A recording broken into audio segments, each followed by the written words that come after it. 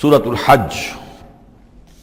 بسم اللہ الرحمن الرحیم۔ یا ایھا الناس اتقوا ربکم ان زلزلۃ الساعۃ شیء عظیم۔ یہ فزع الاکبر جس سے کہ ختم ہو رہی ہے سورہ انبیاء، اسی کے تذکرے سے یہ شروع ہو رہی ہے سورہ حج۔ اے لوگو ڈرو اپنے رب سے، تقوی اختیار کرو اپنے رب کا۔ یقیناً قیامت کا زلزلہ بہت بڑی شے ہوگا۔ یوم ترونہا، جس دن کہ تم اس کو دیکھو گے، تذہل کل مرضعۃ عما ارضعت، بھول جائے گی ہر دودھ پلانے والی جسے وہ دودھ پلاتی تھی۔ یعنی واقعہ یہ ہے کہ حیوانات میں جو بھی دودھ پلانے والا کوئی جانور بھی ہو تو اسے بھی اپنے بچوں کے ساتھ جو انس ہوتا ہے، اور خاص طور پر انسانوں میں پھر ماں کی محبت اور شفقت اور ممتا جو ہے وہ اپنی جان دینے کو تیار ہوتی ہے، اپنے بچے کی آنس نہیں آنے دیتی۔ لیکن وہ سخت ایسا دن ہوگا، ایسی سختی ہوگی کہ دودھ پلانے والیاں اپنے دودھ پیتے بچوں کو بھول جائیں گی۔ وَتَضَعُ كُلُّ ذَاتِ حَمْلٍ حَمْلَهَا، اور دہشت کا عالم یہ ہوگا کہ ہر حاملہ کا حمل گر جائے گا۔ وَتَرَى النَّاسَ سُكَارَىٰ، تم دیکھو گے لوگوں کو کہ جیسے نشے میں ہیں، اس طرح کی ایک کیفیت ان پر طاری ہوگی، ایسے بے سدھ سے نظر آئیں گے جیسے کہ گویا کہ نشے میں، وَمَا هُم بِسُكَارَىٰ، حالانکہ وہ کسی نشے میں نہیں ہے۔ وَلَٰكِنَّ عَذَابَ اللَّهِ شَدِيدٌ، بلکہ اللہ کا عذاب بہت سخت ہے، اللہ کی طرف سے بڑی سخت یہ گھڑی آنے والی ہے، جس سے کہ اللہ تعالیٰ اپنے مومن صادق بندوں کو بچا لے گا، جس کی صراحت ہے حدیث کے اندر۔ وَمِنَ النَّاسِ مَن يُجَادِلُ فِي اللَّهِ بِغَيْرِ عِلْمٍ، لوگوں میں سے ایسے بھی ہیں جو اللہ کے بارے میں جھگڑتے ہیں، اللہ کی آیات کے بارے میں جھگڑتے ہیں، قرآن مجید کے احکام کے بارے میں جھگڑتے ہیں، جبکہ حال یہ ہے بغیر علم، نہ ان کے پاس کوئی علم ہے۔ وَيَتَّبِعُ كُلَّ شَيْطَانٍ مَرِيدٍ، اور وہ پیروی کر رہے ہوتے ہیں، صاف نظر آتا ہے کہ ہر سرکش شیطان کی پیروی کر رہے ہیں۔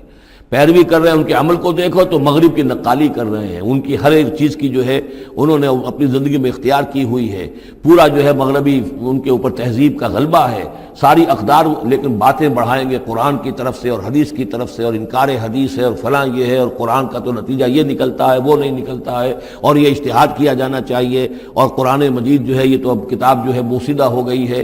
یہ باتیں بھی کہی گئی ہیں کہ کوئی ایسا بھی ہمارا جو نظام ہونا چاہیے اجتہاد کا جو قرآن مجید کو بھی اوور رول کر سکے۔ یہ باقاعدہ رائے موجود ہے کہ قرآن مجید میں بھی جو صریح احکام آئے ہیں وہ بھی ایک خاص قوم کے لیے، خاص وقت کے لیے تھے، یہ ہمیشہ کے لیے نہیں ہے۔ تو بڑے بڑے دانشور، بڑے بڑے جو اسکالرز ہیں، بڑی بڑی ڈگریاں ان کے پاس ہیں، میک گل سے لے کر آئے ڈگریاں۔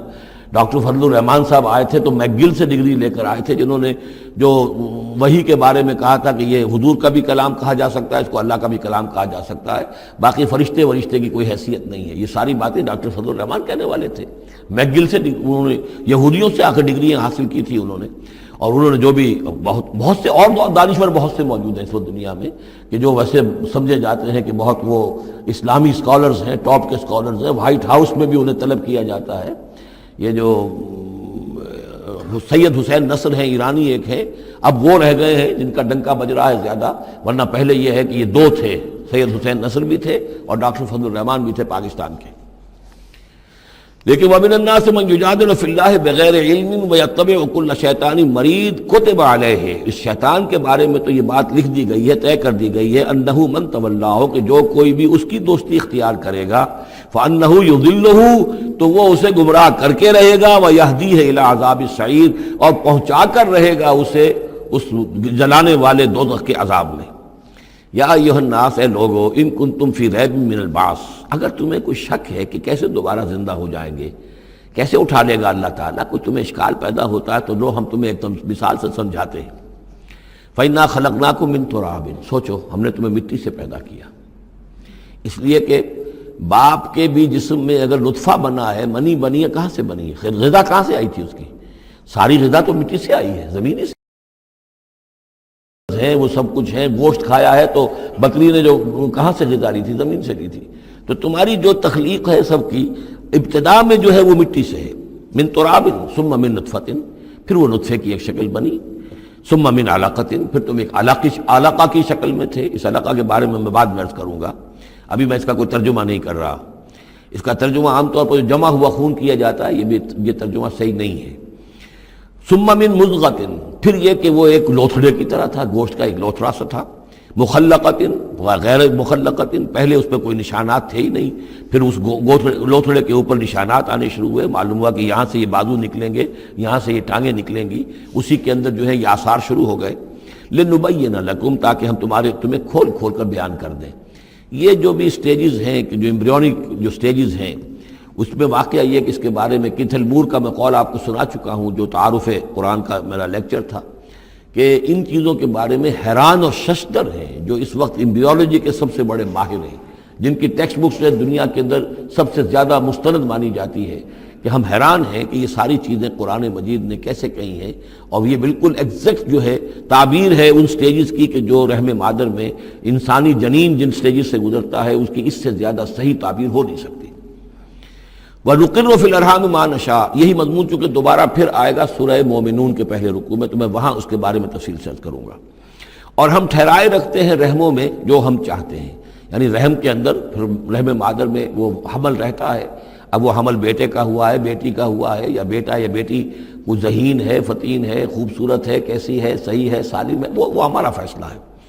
نقر فی الارحام ما نشاء الی اجل مسمى، ہم ٹھہرائے رکھتے ہیں رحموں میں جو ہم چاہتے ہیں ایک وقت معین تک، ثم نخرجکم طفلا، پھر ہم تمہیں نکالتے ہیں اور تم چھوٹے سے بچے ہوتے ہو، ثم لتبلغوا اشدکم، پھر تم اپنی پوری جوانی کو پہنچتے ہو، قوت کو پہنچتے ہو، ومنکم من یتوفی، تم میں سے وہ بھی ہیں کہ جو پہلے ہی ان کا انتقال ہو جاتا ہے، انہیں قبض کر لیا جاتا ہے، انہیں اللہ تعالیٰ لے جاتا ہے، ومنکم من یرد الی ارذل العمر، اور تم میں سے ایسے بھی ہوتے ہیں جو بڑی ہی نکمی ضعیفی کی عمر کو پہنچ جاتے ہیں، لِكَيْ لَا يَعْلَمَ مِن بَعْدِ عِلْمٍ شَيْئًا، کہ پھر وہ نہ جانے سب کچھ جاننے کے باوجود کچھ بھی۔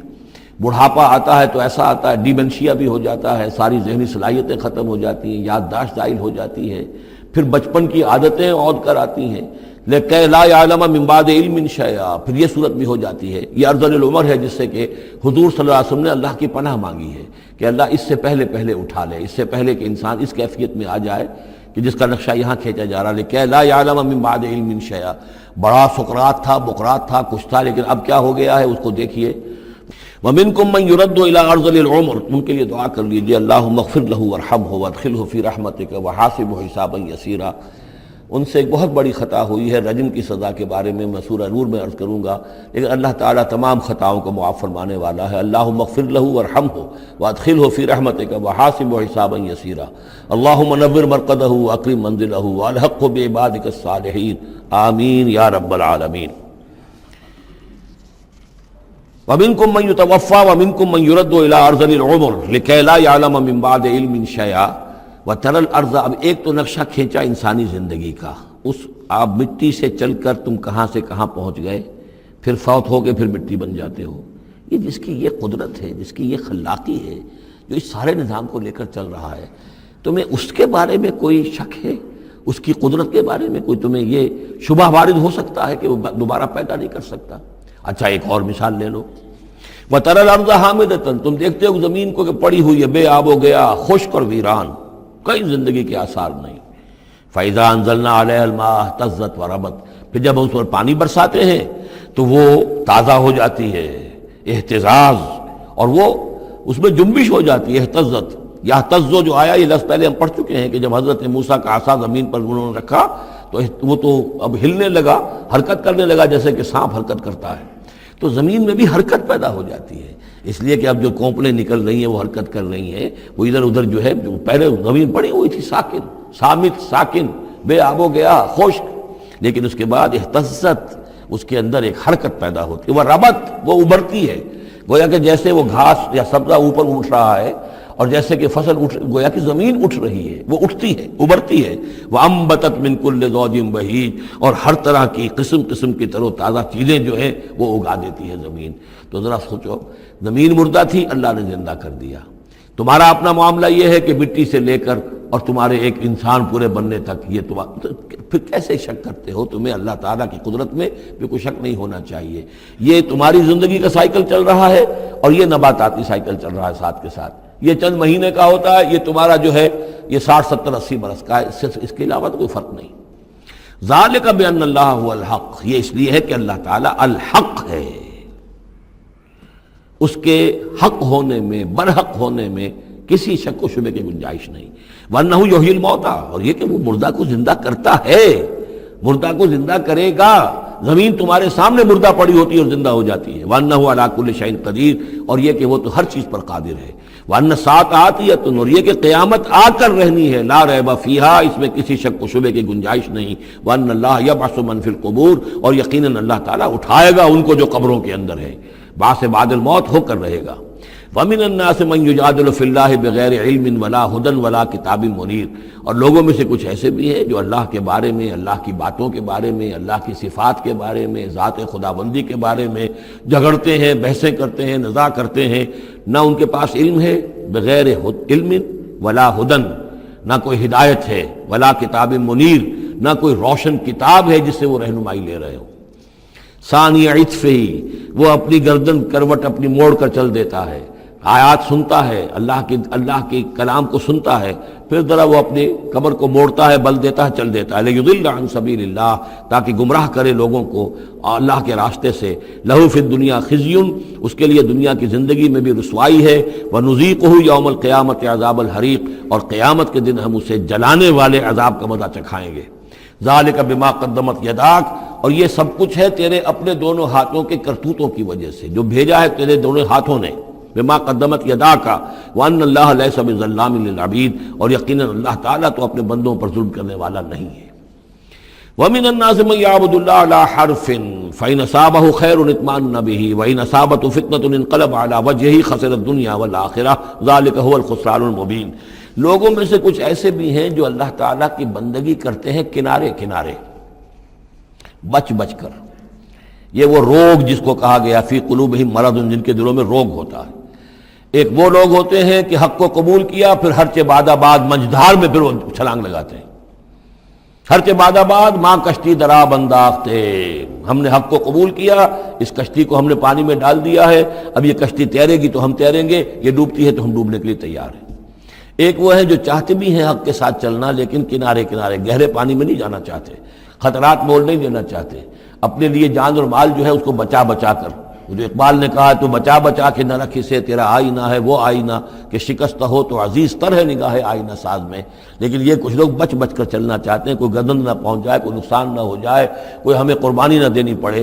وَمِنَ النَّاسِ مَن يَعْبُدُ اللَّهَ عَلَىٰ حَرْفٍ، کنارے ساتھ، فَإِنْ أَصَابَهُ خَيْرٌ اطْمَأَنَّ بِهِ، اگر خیر آئے تو مطمئن رہیں گے، وَإِنْ أَصَابَتْهُ الْفِتْنَةُ انقلب عَلَىٰ وَجْهِهِ، اور اگر کوئی فتنہ آ گیا، آزمائش آ گئی، کوئی قربانی کا وقت آ گیا، پکار آ گئی، نکلو اللہ کی راہ میں اور لاؤ اللہ کی راہ میں، تو وہ اپنے چہروں کے بل اوندھے گر جاتے ہیں۔ خسرت دنیا والآخرہ، یہ خسارہ ہے، یہ گھاٹا ہے، یہ نقصان ہے دنیا اور آخرت دونوں کا۔ ذالک هو الخسران المبین، اور یہ بہت ہی نمایاں اور واضح تباہی ہے۔ ایک میں بات عرض کرنی رہ گئی ہے کہ سورہ حج کے بارے میں بعض جگہ آپ نے دیکھا ہوگا لکھا ہوا کہ یہ اس کو مدنی بھی مانا گیا ہے، لیکن یہ واقعہ ہے کہ اس سورہ مبارکہ کے اندر بعض آیات ایسی ہیں کہ جو یا تو مدنی ہیں، اور بعض آیات کے بارے میں مجھے پھر وہ ایک قول مل گیا تھا حبر الامہ حضرت عبداللہ ابن عباس رضی اللہ تعالی عنہما کا، وہ میں بعد میں انشاءاللہ وہ کل ہم پڑھیں گے۔ وہ آیات نازل ہوئی ہیں اثناء سفر ہجرت میں۔ ظاہر بات ہے کہ جب حضور مکے سے نکل آئے ہیں اور جا رہے ہیں تو کتنے دن لگے ہیں، کوئی وہ چند گھنٹے کا، ایک گھنٹے کی فلائٹ تو نہیں تھی کہ جو ہوائی جہاز سے آپ چلے گئے ہوں، آدھے گھنٹے کی فلائٹ ہے کل، نہیں، لیکن یہ کوئی وقت لگا۔ اس میں بھی جو آیات نازل ہوئی ہیں، اور اس صورت میں کئی آیات ایسی ہیں کہ جن کی بڑی گہری مشابہت آپ کو مل جائے گی سورہ بقرہ کی آیات کے ساتھ۔ چنانچہ شہادت علی الناس والی آیت بھی اس صورت میں بھی ہے، سورہ بقرہ میں بھی ہے، لیکون الرسول شہیدا علیکم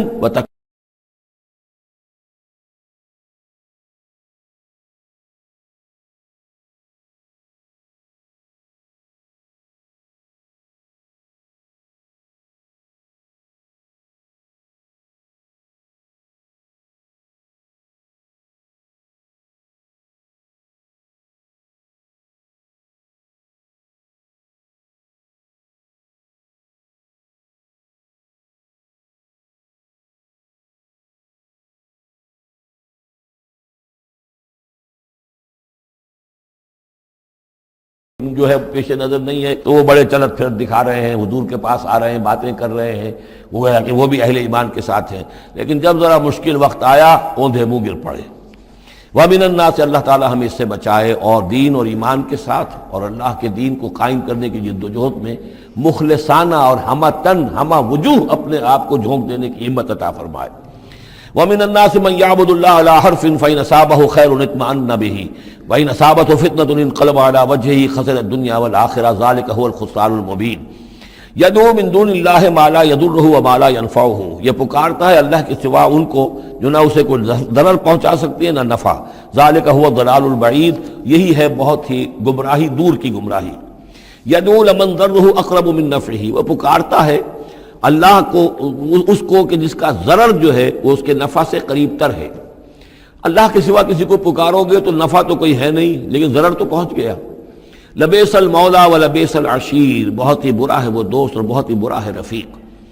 ان اللہ یدخل الذین آمنوا وعملوا الصالحات جنات تجری من تحتها الانہار، یقیناً اللہ تعالیٰ داخل کرے گا ان لوگوں کو جو ایمان لائے اور جنہوں نے نیک عمل کیے ان باغات میں جن کے دامن میں ندیاں بہتی ہوں گی۔ ان اللہ یفعل ما یرید، یقیناً اللہ تعالیٰ کرتا ہے جو چاہتا ہے، جس چیز کا ارادہ کرتا ہے وہ کر گزرتا ہے، فعال لما یرید ہے۔ من کان یظن ان لن ینصرہ اللہ فی الدنیا والآخرۃ فلیمدد بسبب من السماء ثم لیقطع فلینظر هل یذهبن کیدہ ما یغیظ۔ یہ آیت مشکلات القرآن میں سے ہے، بہت سے مختلف انداز میں اس کی تعبیرات کی گئی ہیں، لیکن میرا دل ٹھکا ہے اسی تعبیر پر کہ جو موضح القرآن میں شاہ عبد القادر دہلوی رحمۃ اللہ علیہ نے کی ہے، اور میں اسی کو وضاحت کے ساتھ پیش کر رہا ہوں۔ جو شخص دین کے لیے خدمت کر رہا ہو، دین کے لیے لگا ہوا ہو کام کے اندر، داعی ہے یا اس کسی داعی کے ساتھ ہے، اب اس کے لیے یہ ہوتا ہے کہ ایک تو امید ہوتی ہے کہ اللہ کی مدد آئے گی، آج نہیں تو کل آئے گی، کل نہیں تو پرسوں آئے گی۔ اگر کسی وجہ سے انسان حالات کو دیکھ کر اتنا مایوس ہو جائے کہ اللہ کی مدد کی اسے امید نہ رہے، یہ چیز پھر اس کے لیے بہت بڑی ناکامی کا سبب بن جائے گی۔ امید پیوست رہ شجر سے امید بہار رکھ، اللہ سے مایوس نہیں ہونا چاہیے۔ نہ لا تقنطوا من رحمت اللہ، ٹھیک ہے دیر ہو جائے کوئی حرج نہیں، لیکن یہ کہ یہ اللہ کی مدد آئے گی، اللہ جو ہے نصرت فرمائے گا، اللہ تعالیٰ ہماری مدد کرے گا۔ والذین جاہدوا فینا لنہدینہم سبلنا، جو لوگ ہماری راہ میں محنت کریں گے، جدوجہد کریں گے، ہم لازماً انہیں اپنے راستے دکھائیں گے۔ یہ اللہ کا پختہ وعدہ ہے، ان وعدوں پر یقین رکھنا چاہیے۔ لا انک لا تخلف المیعاد، اے اللہ ہمیں یہ اندیشہ نہیں ہے کہ تو اپنا وعدہ پورا نہیں کرے گا، خلاف کرے گا، ہاں ہمیں اندیشہ ہوتا ہے کہ ہم تیرے وعدوں کے مصداق بن سکیں گے یا نہیں، ان کا مصداق بننے کی شرائط پوری کر سکیں گے کہ نہیں۔ یہ کیفیت بندے کی رہنی چاہیے، اللہ تعالیٰ کی مدد سے اور اللہ تعالیٰ کی نصرت سے مایوس کبھی نہیں ہونا چاہیے۔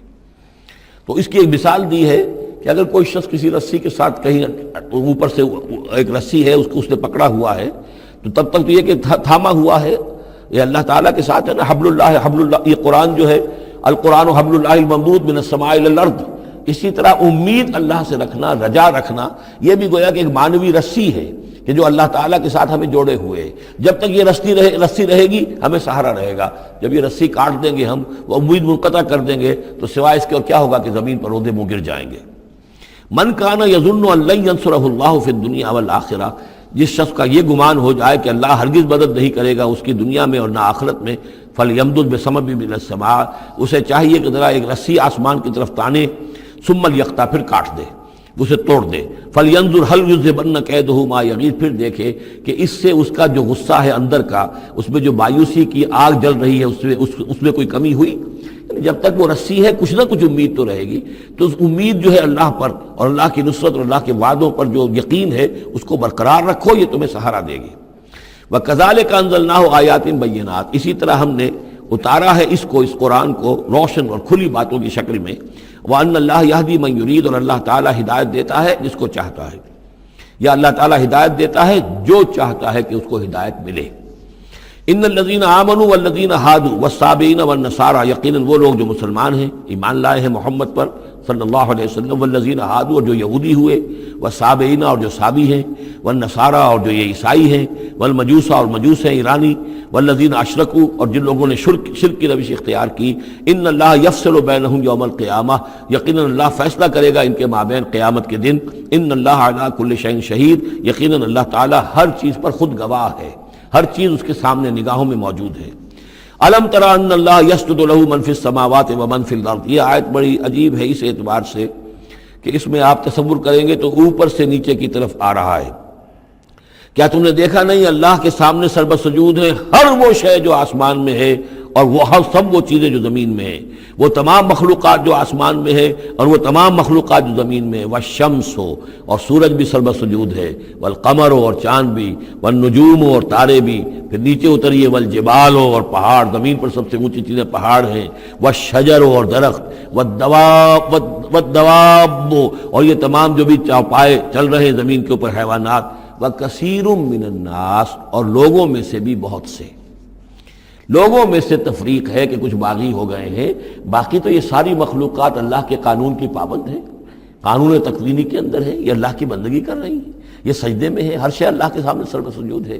ہاں انسانوں کے اندر بغاوت بھی ہے، انسانوں میں سے کچھ لوگ وہ ہیں کہ جنہوں نے سورج کو پوجنا شروع کر دیا، سورج اللہ کو پوج رہا ہے اور وہ سورج کو پوج رہے ہیں، چاند کو پوجنا شروع کر دیا، درختوں کو پوجنا شروع کر دیا، جانوروں کو پوجنا شروع کر دیا، یہاں تک کہ اعضائے تناسل کو پوجنا شروع کر دیا۔ ہندوؤں کے اندر تو یہ بھی ہے، یہ پوجا ہوتی ہے۔ تو یہ ہے ان لوگوں کی گراوٹ۔ انسانوں میں سے اللہ تعالیٰ جس کو ہدایت دے دیتا ہے، معرفت حاصل ہو جاتی، پھر وہ اسی کے سامنے سر بسجود ہوتے ہیں۔ وَكَثِيرٌ حَقَّ عَلَيْهِ الْعَذَابُ، لیکن بہت سے ایسے ہیں کہ جو عذاب الہی کے مستحق ہو جاتے ہیں۔ وَمَن يُهِنِ اللَّهُ فَمَا لَهُ مِن مُكْرِمٍ، اور جنہیں اللہ تعالیٰ ہی رسوا کر دے، ذلیل کر دے، اب اس کو عزت دینے والا کوئی نہیں ہے۔ جنہوں نے اپنے آپ کو ذلیل کیا، مخلوقات کے سامنے جھک گئے، انہوں نے ان کو اپنا معبود بنا لیا، جبکہ اللہ تعالیٰ کے سامنے سب ساری کی ساری مخلوقات جو ہے وہ تو اللہ کی بندگی میں ہے، اور اللہ نے تو اسے بنایا تھا خلیفۃ اللہ فی الارض، اسے مقام یہ عطا کیا تھا، مسجود ملائک بنایا تھا۔ اب جو اپنی اس تمام عظمت سے خود ہی مستعفی ہو گیا اور وہ مخلوقات کے سامنے جھک رہا ہے، فما لہ من مکرم، تو پھر اسے اب اس کا اکرام کرنے والا اور اسے عزت دینے والا کوئی نہیں۔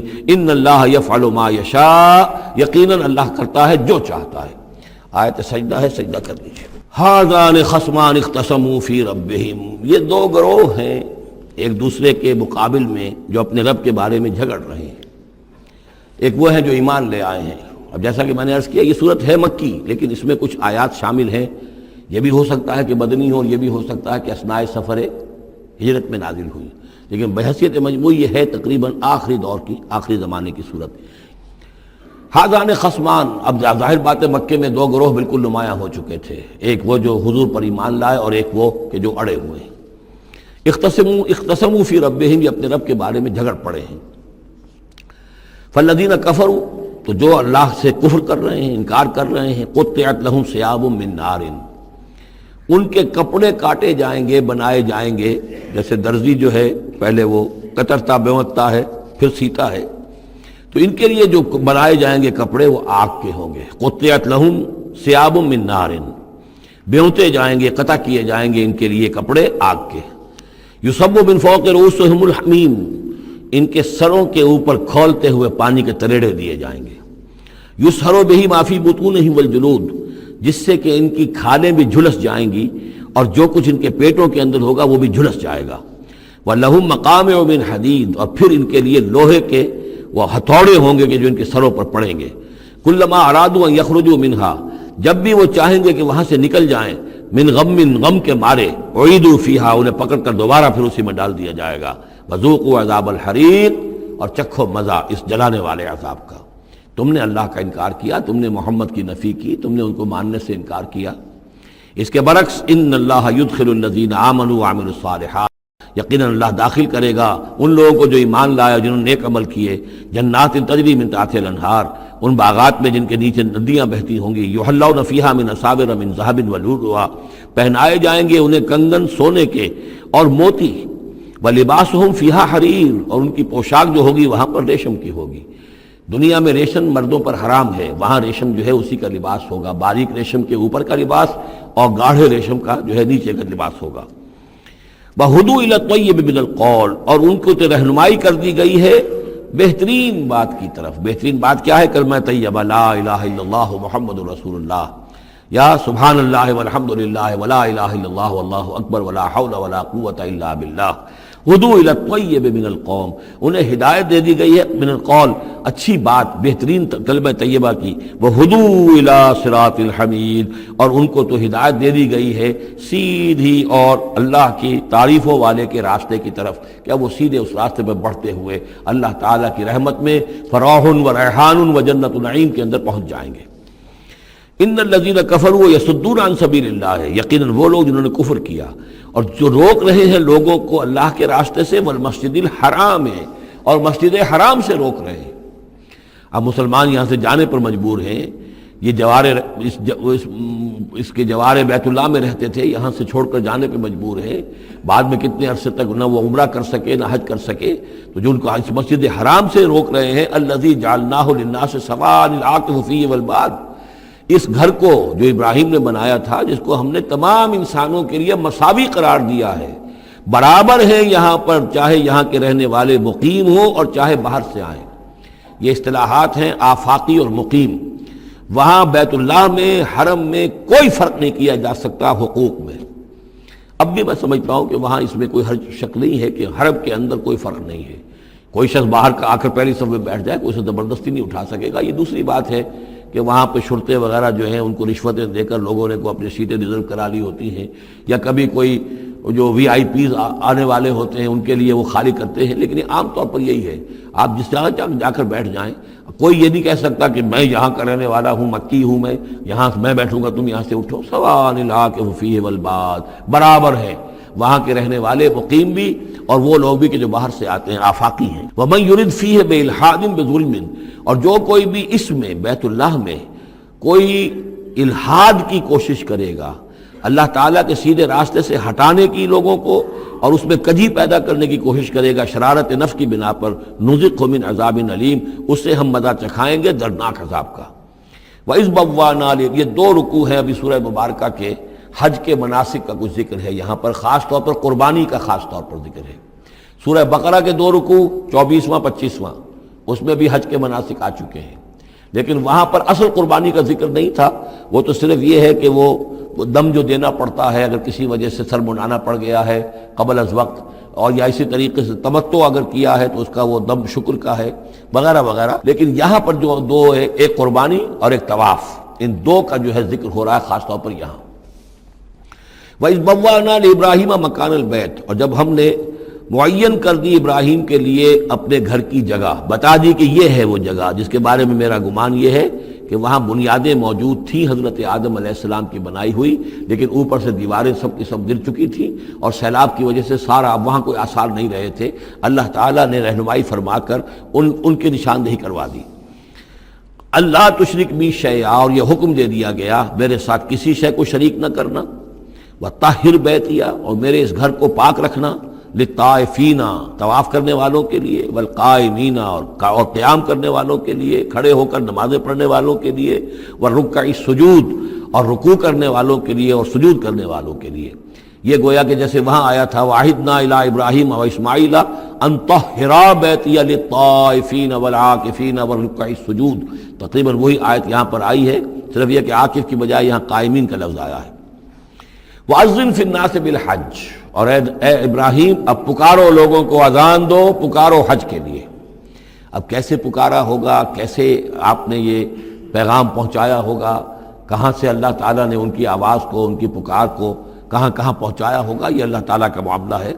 یا تو کا رجالن، پکاریے لوگوں کو، حج کی دعوت دیجئے، آئیں گے وہ آپ کے پاس پیدل چل کر بھی، وعلی کل ضامر، اور بڑی لاغر اونٹنیوں پر بھی، یعنی دور دراز سے آئیں گے تو سفر کی وجہ سے اونٹنیاں لاغر ہو چکی ہوں گی۔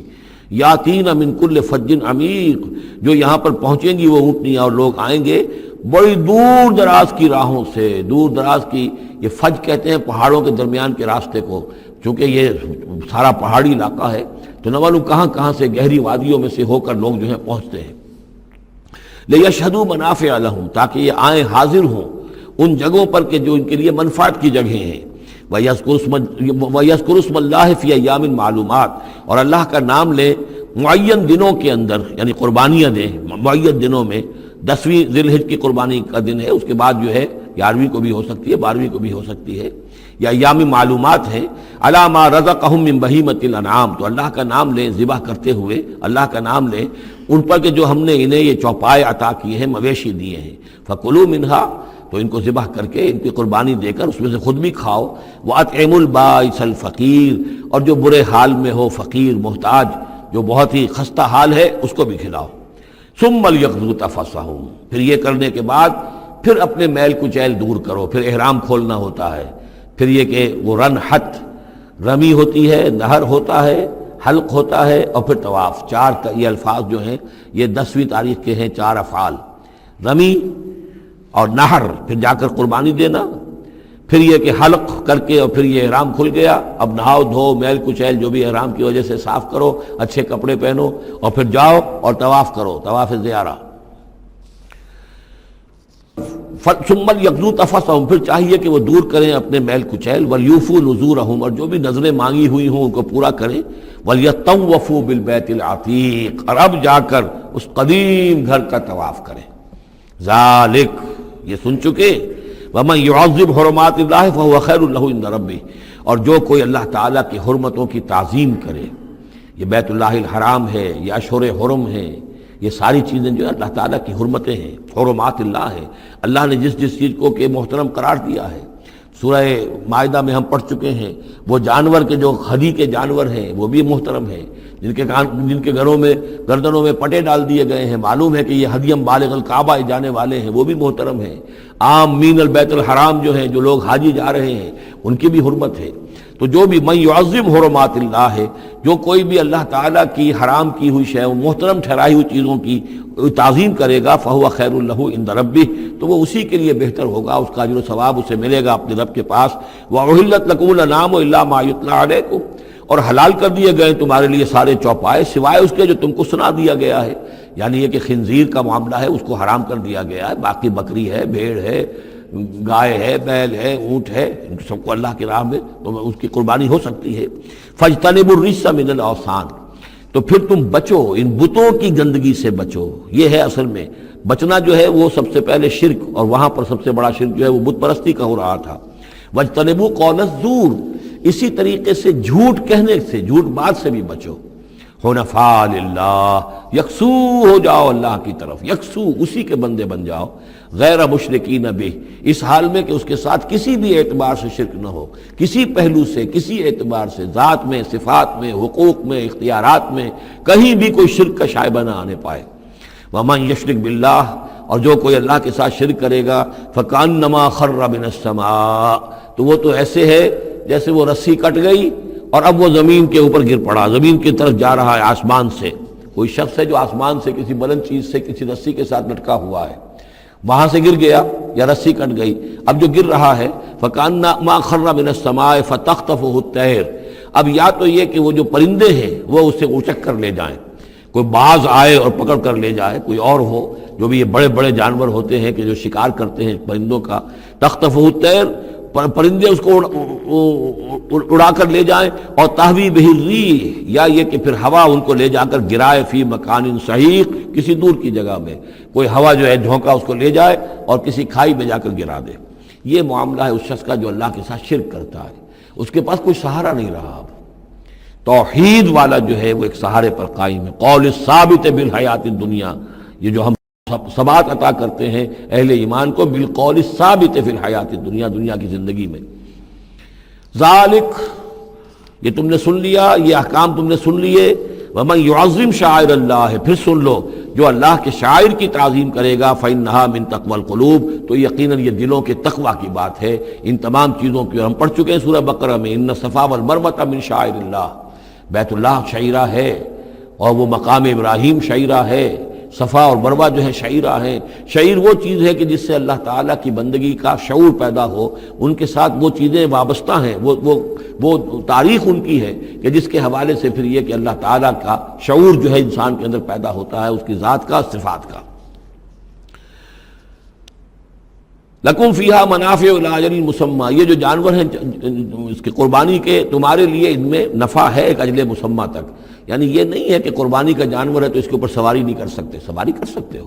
قربانی کا جانور ہے تو اس کا دودھ پی سکتے ہو، اگر وہ گائے ہے درمیان میں اگر کوئی دودھ ہے یا بکری ہے لے کے جا رہے ہو تو اس کا دودھ پی سکتے ہو۔ منافع الی اجل مسمی، ایک وقت معین تک کے لیے۔ ثم محلها الی بیت العتیق، پھر ان کا جو اصل مقام ہے جہاں انہیں لے جا کر پیش کر دینا ہے وہ ہے بیت العتیق، یعنی اللہ کا گھر۔ اللہ کا گھر کا جو منہر ہے پھر اس کو وسیع کر کے، اور منا کی وادی میں ایک بہت بڑی جگہ ہے، ورنہ اس سے پہلے جو ہے یہ مروہ کی جو پہاڑی ہے، صفا اور مروہ کے پاس جو ہے یہ قربان گاہ تھی۔ مروہ ہی سے وہ وادی شروع ہو جاتی ہے کہ جس پر کچھ آگے چل کر وہ منا کا پورا آتا ہے، اب یہ منہر جو ہے وہ ادھر ایکسٹینڈ کر دیا گیا ہے۔ وَلِكُلِّ أُمَّةٍ جَعَلْنَا مَنْسَكًا، اور ہم نے ہر امت کے لیے ایک قربانی کا نظام مقرر کیا، لیذکر اسم اللہ علی ما رزقہم من بہیمۃ الانعام، تاکہ وہ اللہ کا نام لیا کریں ان مویشیوں پر کہ جو ہم نے انہیں عطا فرمائے ہیں۔ فَإِلَٰهُكُمْ إِلَٰهٌ وَاحِدٌ، تو جان لو تمہارا الہ ایک ہی اللہ ہے، واحد۔ فَلَهُ أَسْلِمُوا، اس کے سامنے سر تسلیم خم کرو، اس کی اطاعت قبول کرو۔ یعنی یہ ایسا نہ ہو کہ بس قربانی تو ہو رہی ہے، باقی سب حرام خوریاں ہو رہی ہیں، 10-10 ہزار 20-20 ہزار کا جانور لے کر اور اس کے فوٹو کھنچوا کر اخبارات میں شائع کیے جا رہے ہیں، ہے سارا حرام خوری کا نتیجہ۔ تو یہ تو کوئی قربانی نہیں ہے، یہ اللہ تعالیٰ کے ہاں قبول نہیں ہے، چاہے وہ 1 لاکھ کا جانور ہو لیکن ہو اسلام کے ساتھ۔ فَلَهُ أَسْلِمُوا، اس کی اطاعت تو قبول کرو، اس کے حلال اور حرام کے پابند تو ہو، اس کے حرام کردہ چیزوں میں منہ نہ مارو۔ وَبَشِّرِ الْمُخْبِتِينَ، اور اے نبی بشارت دے دیجئے مخبتین کو، اخبات کہتے ہیں جو اپنے آپ کو پست کر لیں اللہ کے سامنے، تواضع اور عاجزی اختیار کرنے والے۔ الذین اذا ذکر اللہ وجلت قلوبہم، یہ جو سورہ انفال کے شروع میں الفاظ آئے تھے اس سے ملتے جلتے الفاظ ہیں۔ وہ کون لوگ ہیں؟ وہ لوگ مخبتین کہ جب اللہ کا ذکر کیا جائے تو ان کے دل لرز اٹھتے ہیں، کانپ اٹھتے ہیں۔ والصابرین علی ما اصابہم، اور جو بھی کوئی تکلیف ان پر آئے، کوئی مصیبت آئے، کوئی ناگوار صورتحال درپیش ہو جائے تو اس پر صبر کرنے والے۔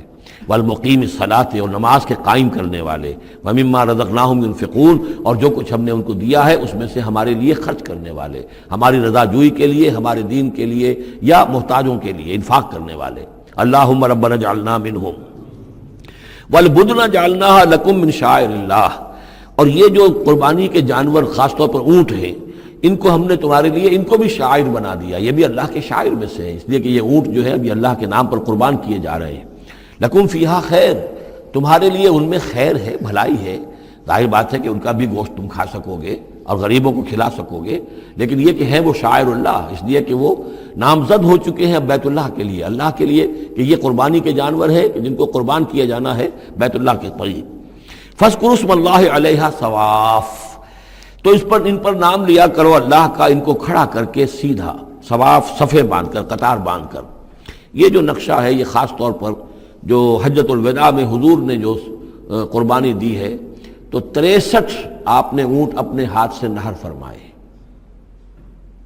کل 100، یہ 63 آپ نے اپنے ہاتھ سے نہر فرمائے۔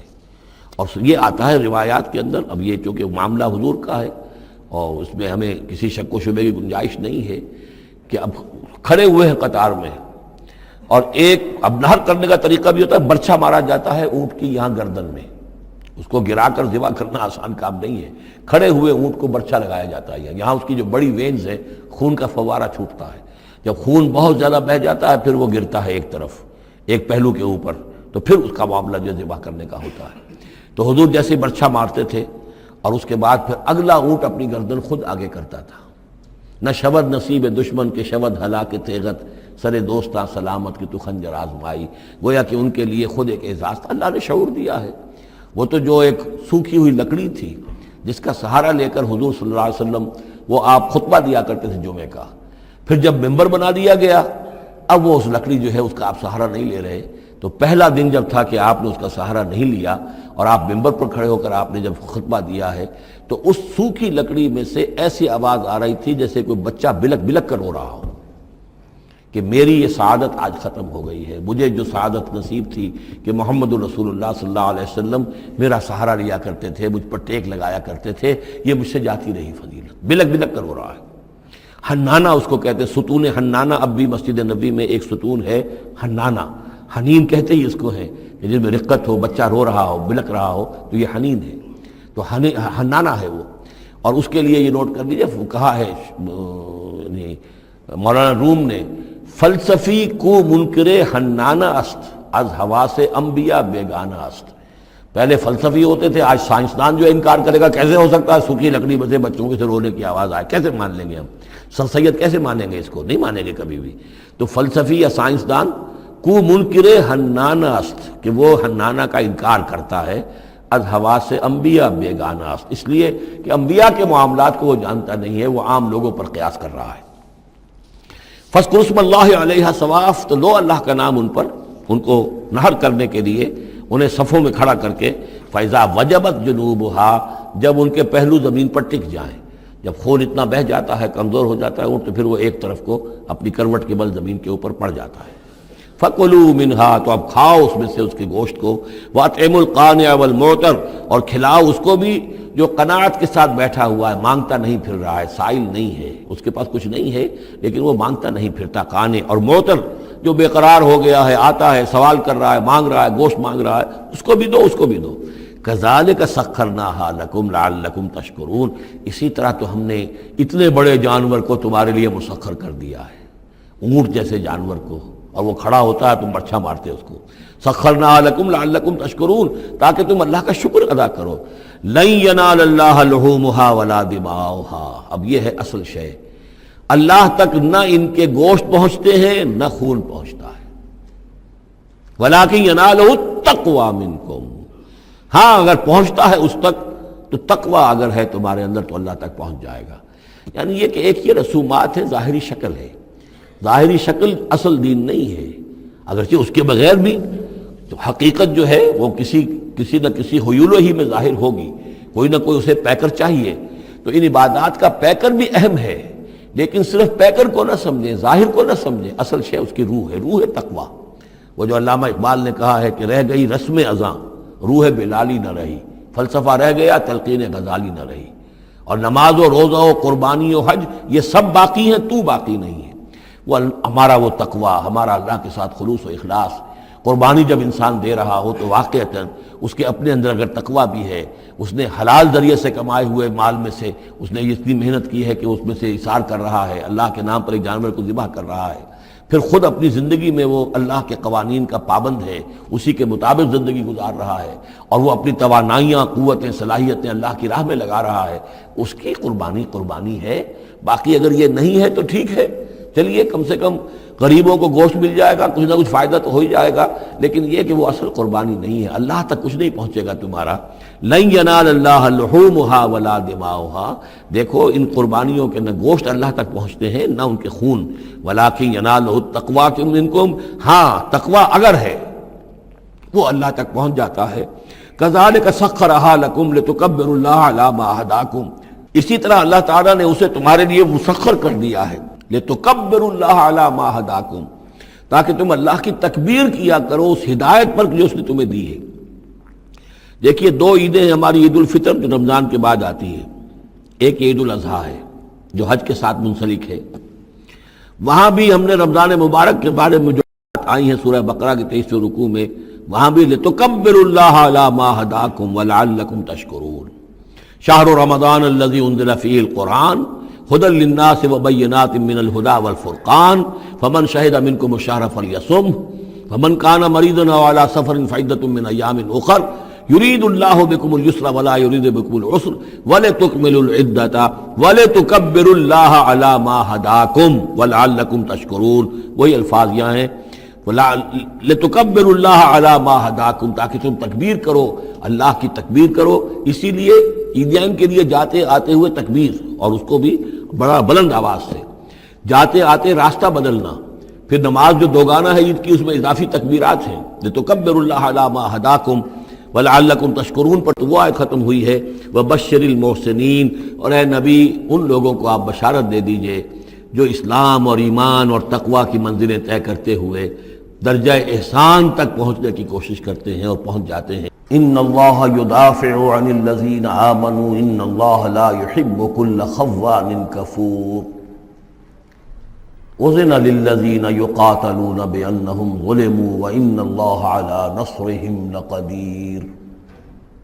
الذین اخرجوا من دیارہم بغیر حق الا ان یقولوا ربنا اللہ ولولا دفع اللہ الناس بعضهم ببعض لہدمت صوامع وبیع وصلوات ومساجد یذکر فیہا اسم اللہ کثیرا وَلَيَنْصُرَنَّ اللَّهُ مَنْ يَنْصُرُهُ إِنَّ اللَّهَ لَقَوِيٌّ عَزِيزٌ الَّذِينَ إِن مَّكَّنَّاهُمْ فِي الْأَرْضِ أَقَامُوا الصَّلَاةَ وَآتَوُا الزَّكَاةَ وَأَمَرُوا بِالْمَعْرُوفِ وَنَهَوْا عَنِ الْمُنكَرِ وَلِلَّهِ عَاقِبَةُ الْأُمُورِ صدق اللہ العظیم۔ رب اشرح لي صدری ويسر لي أمری واحلل عقدۃ من لسانی یفقہوا قولی۔ اللهم ربنا الہمنا رشدنا واعذنا من شرور انفسنا اللهم ارنا الحق حقا وارزقنا اتباعه وارنا الباطل باطلا وارزقنا اجتنابه اللهم وفقنا لما تحب وترضى اللهم ربنا آنس وحشتنا في قبورنا وارحمنا بالقرآن العظيم اللهم اجعله لنا إماما ونورا وهدى ورحمة اللهم ذكرنا منه ما نسينا وعلمنا منه ما جهلنا وارزقنا تلاوته آناء الليل وآناء النهار واجعله لنا حجة يا رب العالمين آمين۔ یہ بات میں عرض کر چکا ہوں کہ سورہ حج کے بعض مضامین بہت مشابہ ہیں سورہ بقرہ سے۔ اس سورہ مبارکہ کے بارے میں بعض حضرات کی رائے یہ ہے کہ یہ مدنی ہے، لیکن صحیح بات یہی ہے کہ یہ مکی صورت ہے۔ البتہ اس میں کچھ آیات ایسی ہیں کہ جو مدنی بھی ان کو قرار دیا جا سکتا ہے، اور ایک روایت جو حضرت عبداللہ ابن عباس رضی اللہ تعالی عنہما کی مجھے مل گئی ہے وہ یہ ہے کہ وہ اثناء سفر ہجرت میں نازل ہوئی، اور اس وقت ہمیں اب انہی آیات کا مطالعہ کرنا ہے۔ یہ آیات یوں سمجھیے کہ نبی اکرم صلی اللہ علیہ وسلم کی وہ جد و جہد اور آپ کی دعوت اور تحریک جو ہے اس میں ایک بڑے ٹرننگ پوائنٹ کو ریپرزنٹ کر رہی ہیں۔ یہ ایک بڑا فیصلہ کن موڑ ہے آپ کی جد و جہد میں۔ یہ مشابہت ذہن میں رکھیے کہ سورہ بقرہ میں بھی جہاں 23ویں رکوع میں تقریباً وسط ہے سورہ بقرہ کا، جس طرح یہ وسط ہے سورہ حج کا، وہاں بھی 23ویں رکوع میں رمضان مبارک اور روزے کی حکمتیں اور اس کے احکام کا بیان ہوا۔ 24ویں رکوع سے قتال فی سبیل اللہ اور اس کے ساتھ ہی حج کے دو جو رکوع ہیں مناسک حج پر مشتمل ہے۔ یہاں پر بھی آپ دیکھیے کہ مناسک حج پر 2 رکوع مشتمل تھے اور اس کے فوراً بعد قتال کی بات ہو رہی ہے۔ بڑا گہرا ربط ہے ان دونوں کے اندر، اس لیے کہ قتال فی سبیل اللہ کا جو سب سے پہلا ہدف تھا وہ یہی تھا کہ توحید کا مرکز کعبۃ اللہ جو اصل میں خدا واحد کی عبادت کے لیے بنایا گیا تھا، اس وقت وہ مشرکین کے تسلط میں ہے اور انہوں نے اسے شرک کا اڈا بنایا ہوا ہے۔ تو گویا کہ اب پہلا جو فرض منصبی ہے امت مسلمہ کا وہ یہ ہے کہ اس مرکز توحید کو مشرکین کے تسلط سے واگزار کرا کے اسے واقعتاً توحید ہی کا مرکز بنا دیا جائے۔ اس اعتبار سے ظاہر بات ہے کہ جنگ ناگزیر ہے۔ یہ صرف وعظ سے ہونے والا کام تو نہیں تھا، اس کے لیے تو ظاہر بات ہے کہ طاقت کا استعمال ناگزیر تھا۔ اسی لیے مناسک حج کے ذکر کی فوراً بعد اب یہ تذکرہ ہو رہا ہے۔ یہ آیات میرے خیال میں اثناء سفر ہجرت میں نازل ہوئی ہیں۔ فرمایا ان اللہ یدافع عن الذین آمنوا، اللہ تعالیٰ مدافعت کرے گا اہل ایمان کی طرف سے، یعنی اب جو نیا دور شروع ہو رہا ہے جس میں کہ آرمڈ کانفلکٹ ہوگا، مسلح تصادم ہوگا، تو مسلمان اور اہل ایمان اپنے آپ کو اکیلا نہ سمجھے، بلکہ ان کی پشت پر اللہ ہے۔ ان کی طرف سے دفاع کرنے کے لیے اللہ تعالیٰ جو ہے وہ ان کی نصرت فرمائے گا۔ ان اللہ یدافع عن الذین آمنوا ان اللہ لا یحب کل خوان کفور، اللہ تعالیٰ کو بالکل پسند نہیں ہے یہ لوگ جو بہت خیانت کرنے والے ہیں اور ناشکرے ہیں۔ یہ کون ہیں؟ یہ قریش مکہ کہ جنہوں نے ایک طرف خیانت کی انتہا کر دی کہ توحید کے مرکز کو شرک کا اڈا بنا دیا۔ یہ امانت ہے ان کے پاس حضرت اسماعیل اور حضرت ابراہیم علیہ السلام کی، اور یہ تو اس لیے تعبیر کیا گیا تھا ربنا لیقیموا الصلاۃ، اور حضرت ابراہیم نے دعا کی تھی وجنبنی وبنی ان نعبد الاصنام، لیکن ان لوگوں نے خیانت کی ہے، ان کی وراثت کے اندر صحیح طرز عمل اختیار نہیں کیا بلکہ خیانت کی روش اختیار کی، اور کفور ہیں، بہت ناشکرے ہیں، اس لیے کہ اس گھر کی وجہ سے انہیں یہ حیثیت حاصل ہے کہ یہ مرکزی شہر بنا ہوا ہے پورے جزیرہ نما عرب کا۔ اس گھر کی وجہ سے انہیں ان کے قافلوں کو تحفظ حاصل ہے کہ ان کے اوپر کوئی حملہ نہیں کرتا، اور مشرق اور مغرب کی جو ٹریڈ ہے اس کے گویا کہ یہ ایک طرح سے پروپرائٹری ان کے پاس حقوق آ گئے، ایکسکلوسیو پروپرائٹری رائٹس، کہ ظاہر بات ہے کوئی اور قافلہ بچ کر جا نہیں سکتا قبائلی ریڈ سے اور حملے سے اور لوٹ مار سے، اور قریش کے قافلے کے اوپر کوئی حملہ کر نہیں سکتا، اسے کوئی چھو نہیں سکتا۔ تو اس گھر کی وجہ سے لإلاف قریش ایلافہم رحلۃ الشتاء والصیف فَلْيَعْبُدُوا رَبَّ هَذَا الْبَيْتِ، یہ جو ان کے قافلے سردیوں میں جاتے ہیں یمن کی طرف اور گرمیوں میں جاتے ہیں شام کی طرف، تو ان کو سمجھنا چاہیے کہ یہ ساری جو ان کی چلت پھرت ہے یہ تو اس گھر کے طفیل ہے، اس کی وجہ سے انہیں یہ پروٹیکشن حاصل ہے اور انہوں نے ناشکری کی ہے۔ تو اذن للذین یقاتلون بانہم ظلموا، اب اجازت دی جا رہی ہے ان لوگوں کو جن پر کہ جنگ ٹھوس دی گئی ہے، یعنی جو صورتحال پیدا کر دی گئی ہے کہ انہیں گھروں سے نکال دیا گیا، ہجرت پر مجبور کر دیا گیا، انہیں ستایا گیا، سال ہا سال سے ان پر پرسیکیوشن ہو رہی ہے، ٹارچر کیا جا رہا ہے۔ ابھی تک تو اللہ تعالیٰ نے ان کو ہاتھ روکے رکھنے کا حکم دیا ہوا تھا، کفو ایدیکم، چاہے وہ براہ راست وحی جلی کی شکل میں قرآن میں آیت نہیں آئی تھی، لیکن حضور کے ذریعے سے اللہ تعالیٰ کا یہ حکم لوگوں تک پہنچ چکا تھا، لیکن اب ان کے ہاتھ کھولے جا رہے ہیں۔ اذن للذین یقاتلون بانہم ظلموا، اب جو ان پر ظلم کیا گیا ہے اس کے سبب سے ان کو اجازت دی جا رہی ہے کہ اب وہ اینٹ کا جواب پتھر سے دے سکتے ہیں۔ وَإِنَّ اللَّهَ عَلَىٰ نَصْرِهِمْ لَقَدِيرٌ، اور دوبارہ پھر تاکید کے ساتھ کہہ دیا کہ ان کو اپنے آپ کو اکیلے نہ سمجھیں، یقیناً اللہ تعالیٰ ان کی نصرت پر قادر ہے، ان کی مدد فرمائے گا۔ الذین اخرجوا من دیارہم، وہ لوگ کہ جو اپنے گھروں سے نکال دیے گئے، یہ سب کون تھے؟ مہاجرین جو تھے، یہ مکے سے جو نکلنے پر مجبور کر دیے گئے، اہل و عیال کو چھوڑ کر نکلنے پر مجبور ہوئے۔ الذین اخرجوا من دیارہم بغیر حق، جو نکال دیے گئے اپنے گھروں سے، اپنے علاقوں سے نا حق، الا ان یقولوا ربنا اللہ، صرف اس جرم کی پاداش میں کہ انہوں نے کہا ہمارا رب اللہ ہے، ہم صرف ایک اللہ کو مانتے ہیں اور دوسرے آلہہ کو، دوسرے معبودوں کو، دوسرے دیویاں اور دیوتاؤں جو تمہارے من گھڑت ہے ہم ان کو تسلیم کرنے کو تیار نہیں۔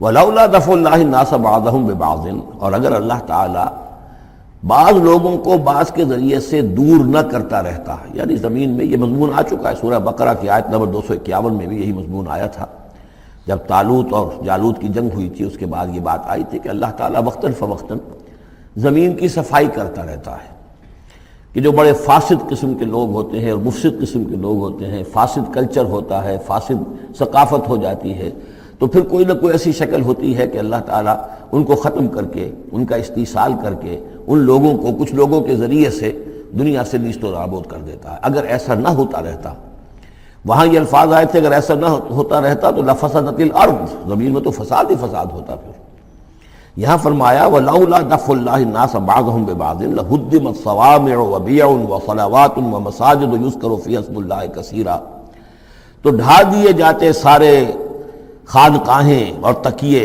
اور سارے گرجے اور کنیسے اور ساری سینیگوگز، صلوتا یہ عربی زبان کا لفظ ہے، صلاۃ ہی سے ہے، یہ عربی اور جیسا کہ میں نے عرض کیا ہے بارہا، عبرانی اور عربی زبان جو ہے یہ عبرانی زبان کا لفظ ہے صلوتا، اور عربی اور عبرانی جو ہیں یا تو سگی بہنیں ہیں کسی ایک ہی زبان کی، یہ دونوں نکلی ہوئی شاخیں ہیں، اور یا یہ کہ عبرانی ماں ہے اور عربی اس کی بیٹی ہے، یہ ان کے درمیان رشتہ ہے۔ صلاۃ کا لفظ جو عربی میں آیا ہے اور قرآن مجید میں صلوتا یہ وہاں پر بھی موجود تھا۔ ہمارے ہاں سلام ہے، ان کا شلام ہے، تو فرق اتنا ہی ہے، وہ شین کے ساتھ اور وہ بڑا اس کو گول کر کے شلام کہتے ہیں، باقی ہمارے یہاں سلام ہے، فرق کوئی خاص نہیں ہے۔ ان کا جو یوم کپور ہے وہ یوم کفارہ ہے، یوم یوں کا تو یوں یوم کی طرح ہے، کپور پے اور فے، جیسا کہ میں نے آپ کو بتایا تھا ذوالکفل میں پے فے کی جگہ ہو جاتی ہے، تو یوم کپور ہے ان کے ہاں، یوم کفارہ۔ تو یہ تقریباً تمام جو اصطلاحات ہیں وہ بہت ایک دوسرے کے قریب ہیں۔ تو اگر ایسا نہ ہوتا کہ اللہ تعالیٰ کچھ لوگوں کو کچھ لوگوں کے ذریعے سے اس دنیا سے نیست و نابود کرتا رہتا، تو پھر تو یہ کہ کوئی عبادت گاہیں دنیا میں قائم ہی نہ رہتی۔ ظاہر بات ہے اپنے اپنے وقت میں یہ تمام عبادت گاہیں خدا واحد کی عبادت کے لیے بنائی گئی تھی، ومساجد، اور مسجدیں یذکر فیہا اسم اللہ کثیرا، جن میں کہ اللہ تعالیٰ کا نام کثرت سے لیا جائے۔ وَلَيَنصُرَنَّ اللَّهُ مَن يَنصُرُهُ، یہ بہت اہم ہے، یہ آیت کا ٹکڑا، اور یہ ہر شخص کو یاد کر لینا چاہیے۔ لازماً اللہ مدد کرے گا ان کی جو اس کی مدد کرتے ہیں، اس میں زیادہ زور ہے وَلَيَنصُرَنَّ اللَّهُ، عربی زبان میں اس سے زیادہ تاکید کا اسلوب نہیں ہے۔ فعل مضارع سے پہلے لام زبر کے ساتھ، لام مفتوح، اور آخر میں نون مشدد تشدید کے ساتھ، افعلو یہ میں کروں گا، لافعلن میں لازماً کروں گا، یہ جو انداز ہے اس میں کوئی شک نہیں۔ وَلَيَنصُرَنَّ اللَّهُ مَن يَنصُرُهُ، لیکن دوسری بات یہ آئی کہ ظاہر بات ہے کہ یک طرفہ معاملہ نہیں ہے، تم اللہ کی مدد کرو گے تو اللہ تمہاری مدد کرے گا۔ تم اللہ کے باغیوں کے ساتھ دوستیوں کی پیلیں بڑھاؤ، اللہ کے دشمنوں کے ساتھ تمہاری جو ہے وفاداریاں ہوں اور تم چاہو کہ اللہ تمہاری مدد کرے، یہ تو انہونی بات ہے۔ جیسے سورہ بقرہ میں ہم نے دیکھا تھا فاذکرونی اذکرکم، تم مجھے یاد رکھو میں تمہیں یاد رکھوں گا۔ اسی طرح وَلَيَنصُرَنَّ اللَّهُ مَن يَنصُرُهُ، لازماً اللہ مدد کرے گا ان کی۔ اسی سورہ مبارکہ میں ہم دیکھ چکے ہیں کہ اس کا یقین ہونا چاہیے بندہ مومن کو، اور یہ یقین اس کا بہت بڑا سہارا بنتا ہے، اس کے صبر کا اور ثبات کا اور استقامت کا۔ ورنہ یہ کہ اگر اس یقین، اس اللہ کی مدد کی امید کی رسی کو وہ کاٹ دے تو پھر اس کے لیے کوئی سہارا نہیں رہے گا۔ ان اللہ لقوی عزیز، اور پھر یہ کہ اللہ جو مدد کا وعدہ کر رہا ہے تو اللہ کوئی کمزور تو نہیں ہے، قوی ہے، زبردست ہے، توانا ہے، عزیز ہے، زبردست ہے۔ الذین ان مکناہم فی الارض، وہ لوگ کہ جنہیں اگر ہم زمین میں تمکن عطا کر دیں، یہ وہی لفظ ہے کذالک مکننا لیوسف، سورہ یوسف میں 2 مرتبہ ہم پڑھ چکے ہیں۔ الذین ان مکناہم فی الارض، وہ لوگ کہ جنہیں اگر ہم زمین میں تمکن، قدرت، طاقت، غلبہ، حکومت، استیلاء عطا کر دیں تو وہ کیا کریں گے؟ اقاموا الصلاۃ، پہلا کام ہے نماز قائم کریں گے۔ یہی کام حضور نے کیا، جاتے ہی سب سے پہلے جمعہ قائم کیا اور پھر یہ کہ مسجد نبوی کی تعمیر کی، پہلا کام۔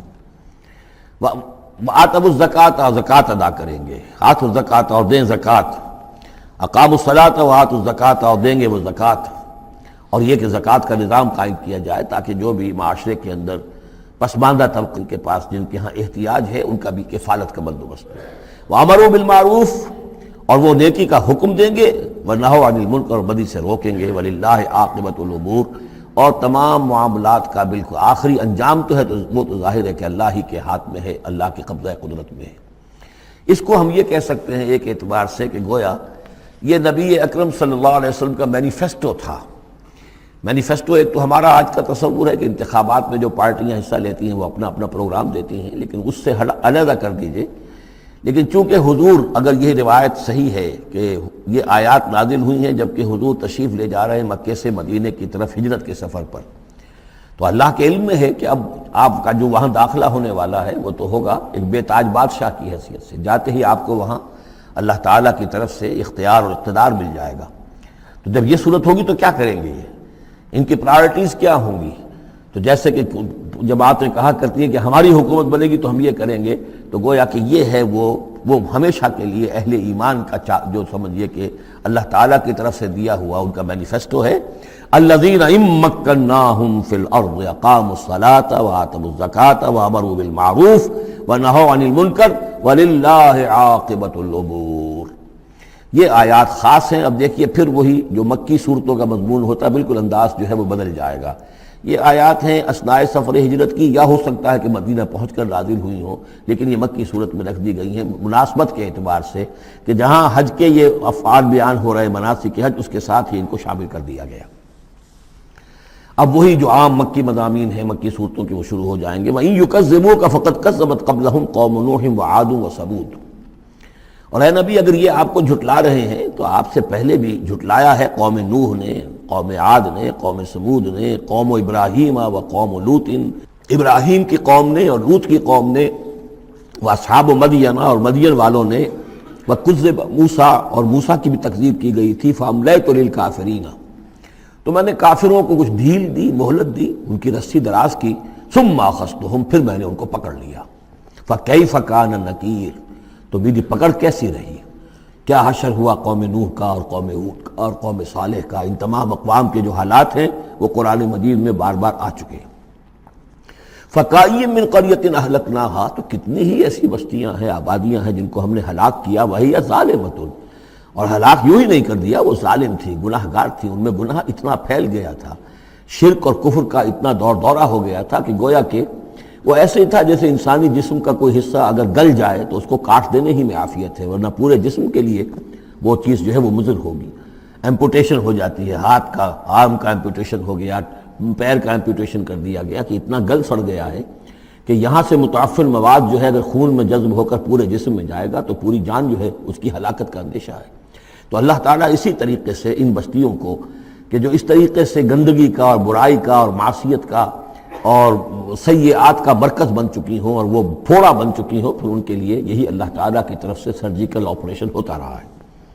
فَكَأَيٍّ مِّن قَرْيَةٍ أَهْلَكْنَاهَا فَهِيَ ظَالِمَةٌ فَهِيَ خَاوِيَةٌ عَلَىٰ عُرُوشِهَا، وہ گری پڑی ہوئی ہیں اپنی چھتوں کے بل پر، وبئر معطلۃ، کتنے ہی کنویں ہیں کہ جو اب بند پڑے ہوئے ہیں، بڑی محنت سے لوگوں نے اپنے اپنے زمانوں میں کھودے ہوں گے، ان سے پانی پینے والے لوگ ہوں گے، یا جمگھٹے رہا کرتے ہوں گے لوگوں کے، اب معطل پڑے ہوئے ہیں۔ وقصر مشید، کتنے ہی محل ہیں جو ان میں بڑی گچکاری کی گئی ہے، بہت انہیں مضبوط بنایا گیا ہے۔ اب جاؤ الحمرا کو دیکھ لو، کبھی مسلمان حکومت کیا کرتے تھے، غرناطہ میں جاؤ اور دیکھو الحمرا محل کیسا ہے، جاؤ اور قرطبہ کی مسجد کو دیکھو کہ جہاں کوئی سجدہ کرنے والا نہیں ہے، کسی کو سجدے کی اجازت نہیں ہے۔ افلم یسیروا فی الارض، تو کیا یہ لوگ زمین میں گھومے پھرے نہیں ہیں؟ فتکون لہم قلوب یعقلون بہا، تو ہوتے ان کے دل جن سے یہ سمجھتے اور بات کو کی تہ تک پہنچتے۔ تو یہ جو لفظ قلب کے ساتھ عقل آیا ہے، اب اس کو اچھی طرح سمجھ لیجئے، چونکہ یہ بات میری تو آپ کے سامنے آ چکی ہے کہ میرے نزدیک انسان ایک مرکب وجود کا حامل ہے۔ اس کا ایک وجود حیوانی ہے، خالص حیوانی اور مکمل حیوان اور اعلیٰ ترین حیوان۔ انسان اعلیٰ ترین حیوان ہے، تمام حیوانوں میں سب سے افضل ہے، اور اس میں وہ ساری فیکلٹیز ہیں کہ جو حیوانات میں بھی ہوتی ہیں، لیکن اس کا ایک روحانی وجود ہے، وہ مکمل وجود ہے، انڈیپینڈنٹ ہے، بالکل اس حیوانی وجود سے ایک علیحدہ اور مستقل بذات وجود ہے۔ یہ دونوں کیسے جڑے ہوئے ہیں یہ ہم نہیں جانتے۔ وہ تو ہمیں یہ بھی معلوم نہیں کہ انسانی جسم میں جان کہاں ہے، کچھ پتہ نہیں، کہاں دل میں ہے کہیں ہے، تو دل تو بدل دیتے ہیں لوگ، پھر بھی وہ جان تو وہی کی وہی رہتی ہے۔ اب تو جو کچھ ہو رہا ہے آپ کو معلوم ہے، تو جان کہاں ہے، کس چیز سے متعلق، دماغ سے متعلق ہے، دل سے متعلق، کہاں سے متعلق؟ تو لائف ہی کو ہم نہیں جانتے، تو لائف سے آگے روح کا تعلق کس طور سے ہے ہم کیا جان سکتے ہیں؟ ہست رب الناس رابا جان الناس، اتصال بے تکیف بے قیاس، یہ متصل ہے، یہ جو روحانی وجود ہے اور حیوانی وجود ہے یہ متصل ہے، ملے ہوئے تو ہیں، لیکن یہ اتصال ایسا ہے بے تکیف بے قیاس، نہ اس کی کیفیت معلوم ہو سکتی ہے، نہ اس کو کسی اور چیز پر قیاس کیا جا سکتا ہے، لیکن ہے دو علیحدہ وجود۔ ایک وجود پہلے پیدا کیا گیا تھا، کما خلقناکم اول مرہ، دوسرا وجود اس عالم خلق کے اندر آتا ہے، اور ان میں سے ہر ایک کی، دونوں کی اپنی اپنی عقل ہے۔ روح کی اپنی عقل ہے، روح کی اپنی آنکھ ہے، روح کے اپنے کان ہیں، اور جسم کے حیوانی وجود کے اپنی آنکھیں ہیں، اپنے کان ہیں، اپنی عقل ہے۔ تو ان السمع والبصر والفؤاد، یہ حیوانی، یہ گویا کہ انسان کے جو حیوانی ذرائع علم ہیں وہ یہ ہیں، جن کے بارے میں گفتگو سورہ بنی اسرائیل کی اس آیت کے حوالے سے میں تفصیلاً کر چکا ہوں۔ ان السمع والبصر والفؤاد کل اولئک کان عنہ مسئولا۔ لیکن انسان کے اندر جو یہ روح ہے یہ دیکھتی بھی ہے، یہ سنتی بھی ہے، اس کے اپنے کان ہیں، وہ غیر مرئی کان ہیں، غیر مرئی آنکھیں ہیں، لیکن اس کی اپنی عقل ہے۔ اب یہاں دیکھیے یہ دونوں چیزیں واضح ہو جائیں گی۔ فَتَكُونَ لَهُمْ قُلُوبٌ يَعْقِلُونَ بِهَا، تو ہوتے ان کے دل کہ جن سے یہ بات سمجھتے، او آذان يَسْمَعُونَ بِهَا، یا ہوتے کان جن سے یہ سنتے، فَإِنَّهَا لَا تَعْمَى الْأَبْصَارُ وَلَكِنْ تَعْمَى الْقُلُوبُ الَّتِي فِي الصُّدُورِ، اس لیے کہ آنکھیں اندھی نہیں ہوا کرتی، دل اندھے ہو جاتے ہیں جو سینوں کے اندر ہے۔ یہ کون سا اندھاپا ہے؟ ابو جہل اندھا تھا کس اعتبار سے؟ ابو لہب اندھا تھا کس اعتبار سے؟ ولید بن مغیرہ اندھا تھا کس اعتبار سے؟ ان کی آنکھیں تو اندھی نہیں تھی، ان کے دل اندھے ہو گئے تھے، ان کی روحیں اندھی ہو گئی تھی، ان کے اوپر اپنی دنیاوی اغراض، اپنی ضد، اپنی ہٹ دھرمی اور اپنے تکبر اور اپنے جو بھی ان کے اندر عصبیتیں تھیں، اس کی وجہ سے اس طریقے سے ان کے اوپر پٹیاں پڑ چکی تھی کہ وہ روح نہ دیکھتی تھی نہ سنتی تھی۔ تو یہ ہے اصل میں یہ معاملہ۔ فَإِنَّهَا لَا تَعْمَى الْأَبْصَارُ، ایک ہے آنکھیں اندھی، لیکن ہو سکتا ہے اس کا دل جو ہے وہ دوسروں سے کہیں زیادہ دیکھنے والا ہو، لیکن یہ کہ آنکھوں کا اندھا ہونا اتنا بڑی بات نہیں، اتنا دل کا اندھا ہونا۔ أَفَلَمْ يَسِيرُوا فِي الْأَرْضِ فَتَكُونَ لَهُمْ قُلُوبٌ يَعْقِلُونَ بِهَا، تو کیا یہ زمین میں گھومے پھرے نہیں، پھر ہوتی ہیں ان کے دل کہ جن سے یہ بات کو سمجھتے، او آذان يَسْمَعُونَ بِهَا، یا ہوتے کان، روح کے کان کہ جن سے یہ سنتے، دیدن دیگر آموز سنیدن دیگر آموز، اس لیے کہ ظاہر بات ہے بستیوں کو تو وہ دیکھتے تھے، کتا بھی دیکھ رہا ہے کہ کار آ رہی ہے، اسے بچنا ہے، وہ بھی اپنی جان بچاتا ہے، انسان نے بھی دیکھ لیا اور وہ بھی جان بچانے کے لیے ایک طرف ہو گیا، تو کوئی بڑا فرق نہیں۔ یہ حیوانی جو دیکھنا ہے وہ تو دیکھنا ہے، لیکن انسان کا دیکھنا کچھ اور ہے۔ فَإِنَّهَا لَا تَعْمَى الْأَبْصَارُ وَلَكِنْ تَعْمَى الْقُلُوبُ الَّتِي فِي الصُّدُورِ، اس لیے کہ آنکھیں اندھے نہیں ہوا کرتی بلکہ دل اندھے ہو جاتے ہیں جو سینوں کے اندر ہیں، اس لیے کہ روح کا مسکن قلب ہے، یہ ہم جانتے ہیں، روح کا مسکن قلب ہے، یہ ہم نہیں جانتے کہ کیسے، کس طرح۔ بہرحال دل کو آپ اگر کہیں کاٹیں گے پیٹیں گے تو کہیں وہ آپ کو اس میں روح نظر نہیں آئے گی، وہ غیر مرئی شے ہے، لیکن تعلق اس کا جو ہے وہ قلب انسانی کے ساتھ ہے۔ وَيَسْتَعْجِلُونَكَ بِالْعَذَابِ وَلَن يُخْلِفَ اللَّهُ وَعْدَهُ، اور یہ لوگ جلدی مچا رہے ہیں نبی آپ سے عذاب کی، اور اللہ تعالیٰ اپنے وعدے کی ہرگز خلاف ورزی نہیں کرے گا۔ وہ عذاب آئے گا، کس شکل میں آئے گا ابھی اللہ تعالیٰ نے اس کو چھپا کر رکھا ہوا ہے، کب آئے گا وہ بھی اللہ نے چھپایا ہوا ہے۔ وَإِنْ أَدْرِي أَقَرِيبٌ أَمْ بَعِيدٌ مَا تُوعَدُونَ، یہ ہم سورہ انبیاء میں پڑھائے ہیں کہ میں نہیں جانتا ہے نبی، آپ کہہ دیجئے قُلْ إِنْ أَدْرِي أَقَرِيبٌ أَمْ بَعِيدٌ مَا تُوعَدُونَ، کہ جس چیز کا تم سے وعدہ کیا جا رہا ہے، جس چیز کی دھمکی دی جا رہی ہے، وہ قریب آ چکی ہے یا دور ہے۔ وَإِنَّ يَوْمًا عِندَ رَبِّكَ كَأَلْفِ سَنَةٍ مِّمَّا تَعُدُّونَ، اور یقیناً ایک دن آپ کے رب کے نزدیک 1000 برس کا ہے اس حساب سے جو تم تعداد جانتے ہو۔ انسانی عام حساب سے جو 1000 برس ہے، دنیا کا ہمارا حساب سے وہ در حقیقت اللہ کا ایک دن ہے۔ یہ مضمون چونکہ قرآن مجید میں پھر سورہ سجدہ میں پھر آئے گا، 2 مرتبہ آیا، تو یہ مضمون یوں سمجھیے کہ یہ محکمات میں سے، یہ متشابہات میں سے نہیں ہے، بات بہت بالکل پختہ ہے، واضح ہے۔ یدبر الامر من السماء الى الارض ثم يعرج الیہ فی یوم کان مقدارہ 1000 سنۃ مما تعدون، تو اللہ تعالیٰ کی جو تدبیر امر ہے، وہی جو 3 کام ابتدائی جو شاہ ولی اللہ دہلوی رحمۃ اللہ علیہ کی تصنیف حجت اللہ البالغہ کے حوالے سے میں بتا چکا ہوں، ابداع، خلق اور تدبیر۔ تدبیر تیسرا کام ہے۔ اس تیسرے کام کے ضمن میں اللہ کا جو بھی ایک نقشہ بنتا ہے اس کی مشیت کا، وہ 1000 سال کا ہوتا ہے ہمارے حساب سے، اس کا ایک دن ہے، وہ اس کی ایک پلاننگ ہو جاتی ہے، اس کے احکام جو ہیں وہ فرشتوں کے حوالے کر دیے جاتے ہیں، اس کی پھر ایگزیکیوشن ہوتی ہے، تو 1000 برس کی پلاننگ ہے ہمارے حساب سے، اللہ کے ہاں وہ ایک دن ہے۔ وَكَأَيٍّ مِّن قَرْيَةٍ أَمْلَيْتُ لَهَا، اور کتنی ہی بستیاں ایسی ہوئی ہیں کہ جنہیں ہم نے ڈھیل دی تھی، وَهِيَ ظَالِمَةٌ، لیکن وہ تھیں گناہ گار، ثُمَّ أَخَذْتُهَا، پھر میں نے ان کو پکڑ لیا، وَإِلَيَّ الْمَصِيرُ، اور میری ہی طرف لوٹ کر آنا ہے۔ قُلْ يَا أَيُّهَا النَّاسُ إِنَّمَا أَنَا لَكُمْ نَذِيرٌ مُّبِينٌ، کہہ دیجئے اے نبی، اے لوگو، میں ہوں ایک خبردار کرنے والا، صاف صاف تمہارے لیے ایک خبردار کرنے والا آیا ہوں، ڈرانے والا آیا ہوں، بتا دینے والا ہوں کہ یہ مراحل زندگی کے آنے والے ہیں۔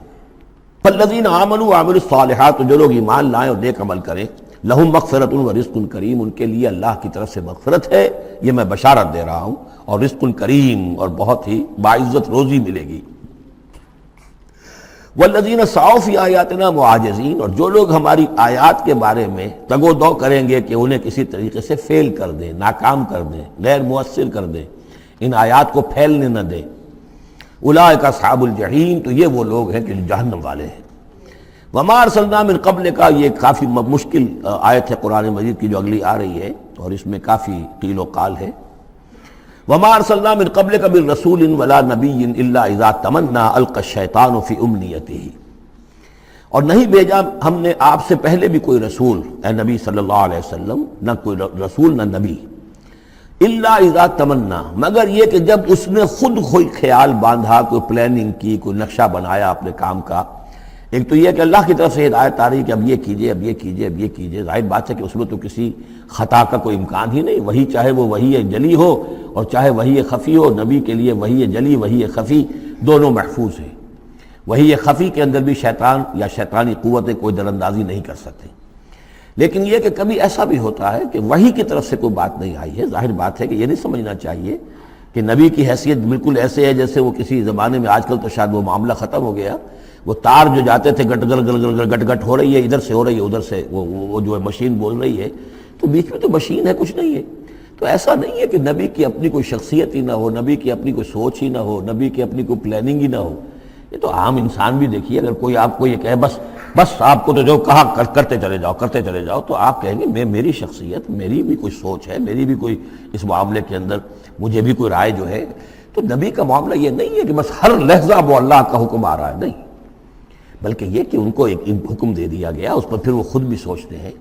تبلیغ کیجئے، جیسے حکم آیا انذر عشیرتک الاقربین، اب اپنے قریبی رشتہ داروں کو خبردار کیجئے۔ اب یہ کام نبی کا تھا کہ آپ نے حضرت علی کو حکم دیا کہ کھانے کا انتظام کرو، اور بنو ہاشم کے تمام مردوں کو آپ نے بلا لیا۔ یہ جو تدبیر ہے یہ محمد الرسول اللہ صلی اللہ علیہ وسلم کی۔ ان تدبیروں میں ایسا ہو سکتا ہے کہ کسی وقت کوئی خطا ہو جائے، کسی وقت کوئی بات جو ہے غلط بھی ہو جائے، یہ بات چونکہ اس کا ذاتی اجتہاد ہے۔ چنانچہ صحابہ کرام بھی یہ کرتے تھے۔ غزوہ بدر میں حضور نے جہاں حکم دیا تھا کیمپ لگانے کا، تو وہ جا کر بعض صحابہ پہنچ گئے کہ حضور دیکھیے اگر تو یہ وحی کے حکم کے تحت ہے، جو اللہ کا حکم ہے کہ یہاں کیمپ ہمارا ہونا چاہیے، سر تسلیم خم ہے۔ اگر یہ آپ کی ذاتی رائے ہے تو پھر ذرا اگر آپ اجازت دیں تو ہم کچھ اپنی رائے بھی پیش کریں۔ آپ نے فرمایا ہاں کہو۔ انہوں نے عرض کیا کہ ہمارے نزدیک جو تجربہ ہمیں جنگوں کا ہے اس کے بنا پر ہم یہ سمجھتے ہیں کہ ہمارا جو پڑاؤ ہے، ہمارا کیمپ وہاں لگنا چاہیے، اس وادی کے اس گوشے میں۔ آپ نے فرمایا ٹھیک ہے، یہاں سے خیمے اٹھاؤ اور وہاں لگا دو۔ ظاہر بات ہے یہ تدبیر تھی ذاتی تھی محمد الرسول اللہ صلی اللہ علیہ وسلم کی۔ اس میں اختلاف کی صحابہ کو گنجائش ہے اور انہیں اپنی رائے پیش کرنے کا بھی موقع ہے۔ اگر یہ وہی سے ہوتا تو ظاہر بات ہے کہ پھر وہاں سے کوئی سوال پیدا نہیں ہوتا تھا کہ وہاں سے کیمپ اکھاڑا جائے۔ تو اس طرح کے معاملے میں خطا بھی ہو سکتی ہے، غلطی بھی ہو سکتی ہے، اور اس قسم کے معاملے میں کوئی در اندازی جو ہے شیطان کی طرف سے بھی ممکن ہے۔ اب یہ مسئلہ ایسا ہے کہ چونکہ عصمت انبیاء کے بارے میں جو بہت حساس، تمام اہل ایمان جو ہے بہت حساس ہیں، تو یہ جو ہے تو یہ گویا کہ یوں سمجھیے کہ یہ حلق میں پھنس جاتی ہے، اس کو اس طریقے سے قبول کرنا بڑا مشکل ہے۔ تو تعویلیں بڑی دور راسکار بھی کی گئی ہیں، لیکن میرے نزدیک اس کی بالکل سیدھی سی بات ہے۔ یہاں تک کہ میں آپ کو واقعہ بتا چکا ہوں تعبیر نخل کا، کہ حضور نے مدینے میں جا کر کہا کہ یہ آرٹیفیشل پولینیشن وغیرہ کے لیے تم جو قریب کر دیتے ہو کھجور کے نر اور مادہ پھولوں کو قریب لے آتے ہو تاکہ فرٹیلائزیشن زیادہ ہو جائے اور پھر یہ کہ پھل زیادہ ہو جائے، نہ کرو تو کیا ہے، آپ کے بس یہ کہنے سے صحابہ نے نہیں کیا، لیکن یہ کہ فصل کم ہو گئی۔ اب انہوں نے ڈرتے ڈرتے عرض کیا کہ حضور آپ نے یہ فرمایا تھا، ہم نے نہیں کیا، تعبیر نخل اس سال ہم نے نہیں کی تھی، فصل کم ہو گئی ہے۔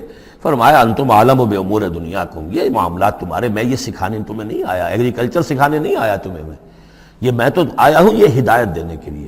جو ہدایت میں دوں، جو میری جو نبوت اور رسالت کا جو ایشو ہے، جو اس کا موضوع ہے، اس پر تمہیں میری ہر بات کو ماننا ہے، لیکن یہ جو تمہارے معاملات ہیں یہ تجرباتی معاملات ہیں۔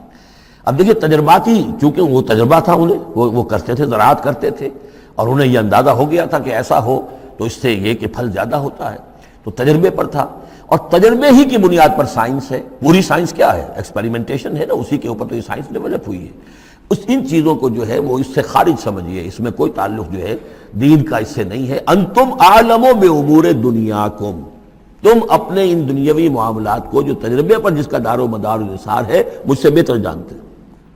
یہ حدیث ہے بخاری شریف کی، الحمدللہ اللہ تعالیٰ ان پر لاکھوں نعمتیں اور اپنی رحمت نازل فرمائے، یہ چیزیں محفوظ رہ گئی ہیں ہمارے لیے، تبھی تو ہمارے لیے کچھ کہنے کا اور بولنے کا موقع ہے۔ تو فرمایا انتم عالم بامور دنیاکم۔ اسی طریقے کا مسئلہ یہ ہے، وما ارسلنا من قبلک من رسول ولا نبی الا اذا تمنا، جب وہ کوئی اپنی سکیم بناتے ہیں، اپنی پلاننگ کرتے ہیں، القی الشیطان فی امنیتہ، تو شیطان ان کے خیال میں کچھ ڈال دیتا ہے۔ امنیہ کہتے ہیں تمنا، آرزو۔ اب دیکھیے آدمی سوچتا ہے یہ حسرہ ہو جانا چاہیے، یہ کام یوں ہونا چاہیے، مثلا جب کہ آپ نے دیکھا کہ مکہ مکرمہ میں تو میرا قیام ناممکن ہو گیا ہے، اس لیے کہ ابو طالب کے انتقال کے بعد وہ جو خاندانی ایک پروٹیکشن حاصل تھی بنو ہاشم کی، وہ ختم ہو گئی، اور اب خاندان بنی ہاشم کا سردار بھی ابو لہب ہو گیا ہے، کہ جو بہت ہی سخت دشمن ہے ذاتی طور پر حضور کا۔ تو پھر آپ نے سوچا اب کیا کروں، کس طرح جاؤں، کدھر دیکھوں، کسے آواز دوں؟ تو آپ نے طائف کا سفر کیا، لیکن یہ کہ وہاں پہ آپ جو ہے ناکام وہاں سے آنا پڑا، وہاں کوئی آپ کو ریسپانس نہیں ملی، بلکہ زندگی کا سخت ترین دن جو ہے حضرت عائشہ صدیقہ رضی اللہ تعالیٰ عنہ کی روایت موجود ہے، ان کے ہوش کے دوران تو سمجھیے کہ غزوہ احد کا دن سخت ترین تھا، تو انہوں نے کبھی پوچھ لیا کہ حضور آپ پر احد کے دن سے بھی سخت دن کوئی گزرا ہے؟ آپ نے فرمایا ہاں، طائف کا دن مجھ پر اس سے کہیں زیادہ سخت تھا، وہ سختی ہوئی حضور پر۔ لیکن اللہ تعالیٰ کی مشیت میں کیا تھا کہ یہ سعادت جو ہے یہ طائف کے لیے نہیں لکھی تھی، یہ سعادت یثرب کے لیے لکھی تھی، جو مدینہ منورہ بننے کی سعادت جو ہے، مدینہ النبی بننے کی سعادت اللہ کی حکمت میں مدینہ کے لیے تھی۔ وہاں حضور گئے بھی نہیں اور وہاں کے 6 آدمی ایمان لے آئے اور کھڑکی کھل گئی۔ وما ارسلنا من قبلک من رسول ولا نبی الا اذا تمنا القى الشیطان فی امنیتہ فینسخ اللہ ما یلقی الشیطان، پھر اللہ منسوخ کر دیتا ہے، ختم کر دیتا ہے اس چیز کو کہ جو شیطان نے ڈالا ہوتا ہے۔ ثم یحکم اللہ آیاتہ، پھر اللہ تعالیٰ اپنے فیصلوں کو پختہ کر دیتا ہے۔ یہاں آیت جو ہے آیات ہی فیصلوں کے معنی میں ہے۔ واللہ علیم الحکیم، اور اللہ سب کو جاننے والا، کمال حکمت والا ہے۔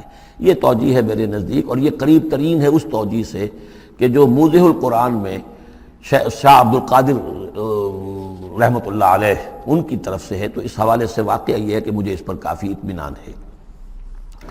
لِيَجْعَلَ مَا يُلْقِي الشَّيْطَانُ فِتْنَةً لِلَّذِينَ فِي قُلُوبِهِم مَرَضٌ، اور اس میں بھی اللہ کی ایک حکمت ہے کہ شیطان کی طرف سے جو کوئی آمیزش ہو جاتی ہے کسی وقت اس قسم کے معاملات میں، تو اس کو اللہ تعالیٰ فتنہ بنا دیتا ہے ان لوگوں کے لیے جن کے دلوں میں مرض ہوتا ہے، روگ ہوتا ہے، والقاسیۃ قلوبہم، اور جن کے دل سخت ہو چکے ہوتے ہیں، وَإِنَّ الظَّالِمِينَ لَفِي شِقَاقٍ بَعِيدٍ، اور یقیناً ظالم جو ہیں وہ تو یقیناً مخالفت میں اور دشمنی میں بہت دور جا چکے ہیں۔ وَلِيَعْلَمَ الَّذِينَ أُوتُوا الْعِلْمَ، اور یہ تاکہ جان لے وہ لوگ کہ جنہیں علم دیا گیا تھا، انہ الحق من ربک، یہ سب حق ہے آپ کے رب کی طرف سے۔ پھر جو بھی آخری فیصلہ اللہ کا آتا ہے اس پر پورا انشراح ہو جاتا ہے۔ فیؤمنوا بہ، تو وہ اس پر ایمان رکھتے ہیں، فتخبت لہ قلوبہم، اور اس پر ان کے دل جو ہے وہ اللہ کے سامنے جھک جاتے ہیں۔ وان اللہ لہادی الذین آمنوا الی صراط مستقیم، اور یقیناً اللہ تعالیٰ ہدایت دینے والا ہے ان کو جو ایمان لائیں سیدھے راستے کی طرف۔ یعنی کبھی اس طرح کی کوئی غلطی ہو بھی جائے، ایبریشنز جس کو ہم کہیں گے، ذرا کہیں ہو بھی جائے تو اللہ تعالیٰ پھر راستہ سیدھا کر دیتا ہے اور پھر ان کے رخ کو بالکل صحیح سمت میں موڑ دیتا ہے۔ وَلَا يَزَالُ الَّذِينَ كَفَرُوا فِي مِرْيَةٍ مِّنْهُ، اور یہ لوگ جو کفر کر رہے ہیں ان کو تو یہ تو شک و شبہ ہی میں رہیں گے، ان کے شکوک و شبہات کبھی ختم ہونے والے نہیں ہیں۔ حَتَّىٰ تَأْتِيَهُمُ السَّاعَةُ بَغْتَةً، یہاں تک کہ یا تو قیامت آ دھمکے ان پر اچانک، اور یاتیہم عذاب یوم عقیم، یا پھر وہ عذاب جو ہے بانج دن کا، یعنی ایسا دن کہ جو خیر سے خالی ہوگا، بانج ہوگا، بانج دن، یوم عقیم کا جو عذاب ہے وہ ان پر مسلط ہو جائے۔ الملک یومئذ للہ، اس دن راج ہوگا پھر صرف اللہ کا، کسی کے پاس کوئی اختیار نہیں ہوگا۔ یحکم بینہم، یعنی یہ کہ آج بھی راج تو اللہ ہی کا ہے، حکم اسی کا چل رہا ہے، لیکن یہ کہ پھر بھی کچھ نہ کچھ پردے پڑے ہوئے ہیں، کچھ نہ کچھ ڈرامے سے ہو رہے ہیں کہ یہاں یہ بادشاہ صاحب ہیں اور یہاں یہ سردار ہے قبیلے کا، کچھ نہ کچھ لوگوں کے نگاہوں کے اوپر پردے پڑے ہوئے ہیں، لیکن ایک دن آئے گا کہ وہ سب پردے اٹھ جائیں گے۔ لمن الملک اليوم للہ الواحد القہار، پکارا جائے گا آج کے دن کس کی بادشاہی ہے؟ اللہ کی جو واحد ہے، قہار ہے۔ یحکم بینہم، وہ ان کے مابین فیصلہ کرے گا۔ فالذین آمنوا وعملوا الصالحات فی جنات النعیم، تو جو لوگ ایمان لائے اور انہوں نے نیک عمل کیے ہوں گے وہ ہوں گے جنتوں میں، نعمتوں والے باغات میں۔ والذین کفروا وکذبوا بآیاتنا، اور وہ لوگ کہ جو کفر کی روش اختیار کریں اور ہماری آیت کو جھٹلائیں، فاولئک لہم عذاب مہین، تو ان کے لیے ہوگا اہانت آمیز، رسوا کن عذاب۔ والذین ہاجروا فی سبیل اللہ، اب دیکھیے یہ ہجرت کا، کیونکہ یہ بالکل یعنی مکی دور کے بالکل آخری زمانے کی یہ صورت ہے، بالکل متصل سمجھیے، جیسے کہ ہجرت کے متصلاً بعد سورہ بقرہ، ہجرت کے بالکل متصلاً قبل یہ سورہ حج۔ والذین ہاجروا فی سبیل اللہ ثم قتلوا، اور وہ لوگ جنہوں نے ہجرت کی اللہ کی راہ میں، پھر خواہ وہ قتل ہو گئے اور ماتو، یا یہ کہ اپنی طبعی موت مر گئے، لَيَرْزُقَنَّهُمُ اللَّهُ رِزْقًا حَسَنًا، دونوں صورتوں میں اللہ تعالیٰ ان کو لازماً بہت رزق حسن عطا فرمائے گا۔ وَإِنَّ اللَّهَ لَهُوَ خَيْرُ الرَّازِقِينَ، اور یقیناً اللہ ہی ہے بہترین رزق دینے والا۔ لَيُدْخِلَنَّهُمْ مُدْخَلًا يَرْضَوْنَ، اور وہ لازماً داخل کرے گا انہیں ان جگہ، ان مقامات پر کہ جن سے وہ راضی ہو جائیں گے۔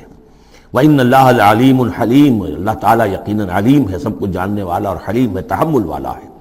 ذَلِكَ وَمَنْ عَاقَبَ بِمِثْلِ مَا عُوقِبَ بِهِ، یہ تو ہے ہی، اور یہ کہ جو شخص زیادتی کرے، جس نے بدلہ لیا بمثل ما عوقب بہ، جیسا کہ اس پر زیادتی کی گئی تھی، جیسا کہ اس پر ظلم کیا گیا تھا، ثم بغی علیہ، پھر اس پر مزید زیادتی کی جائے، لینصرنہ اللہ تعالیٰ اس کی لازماً مدد کریں گے۔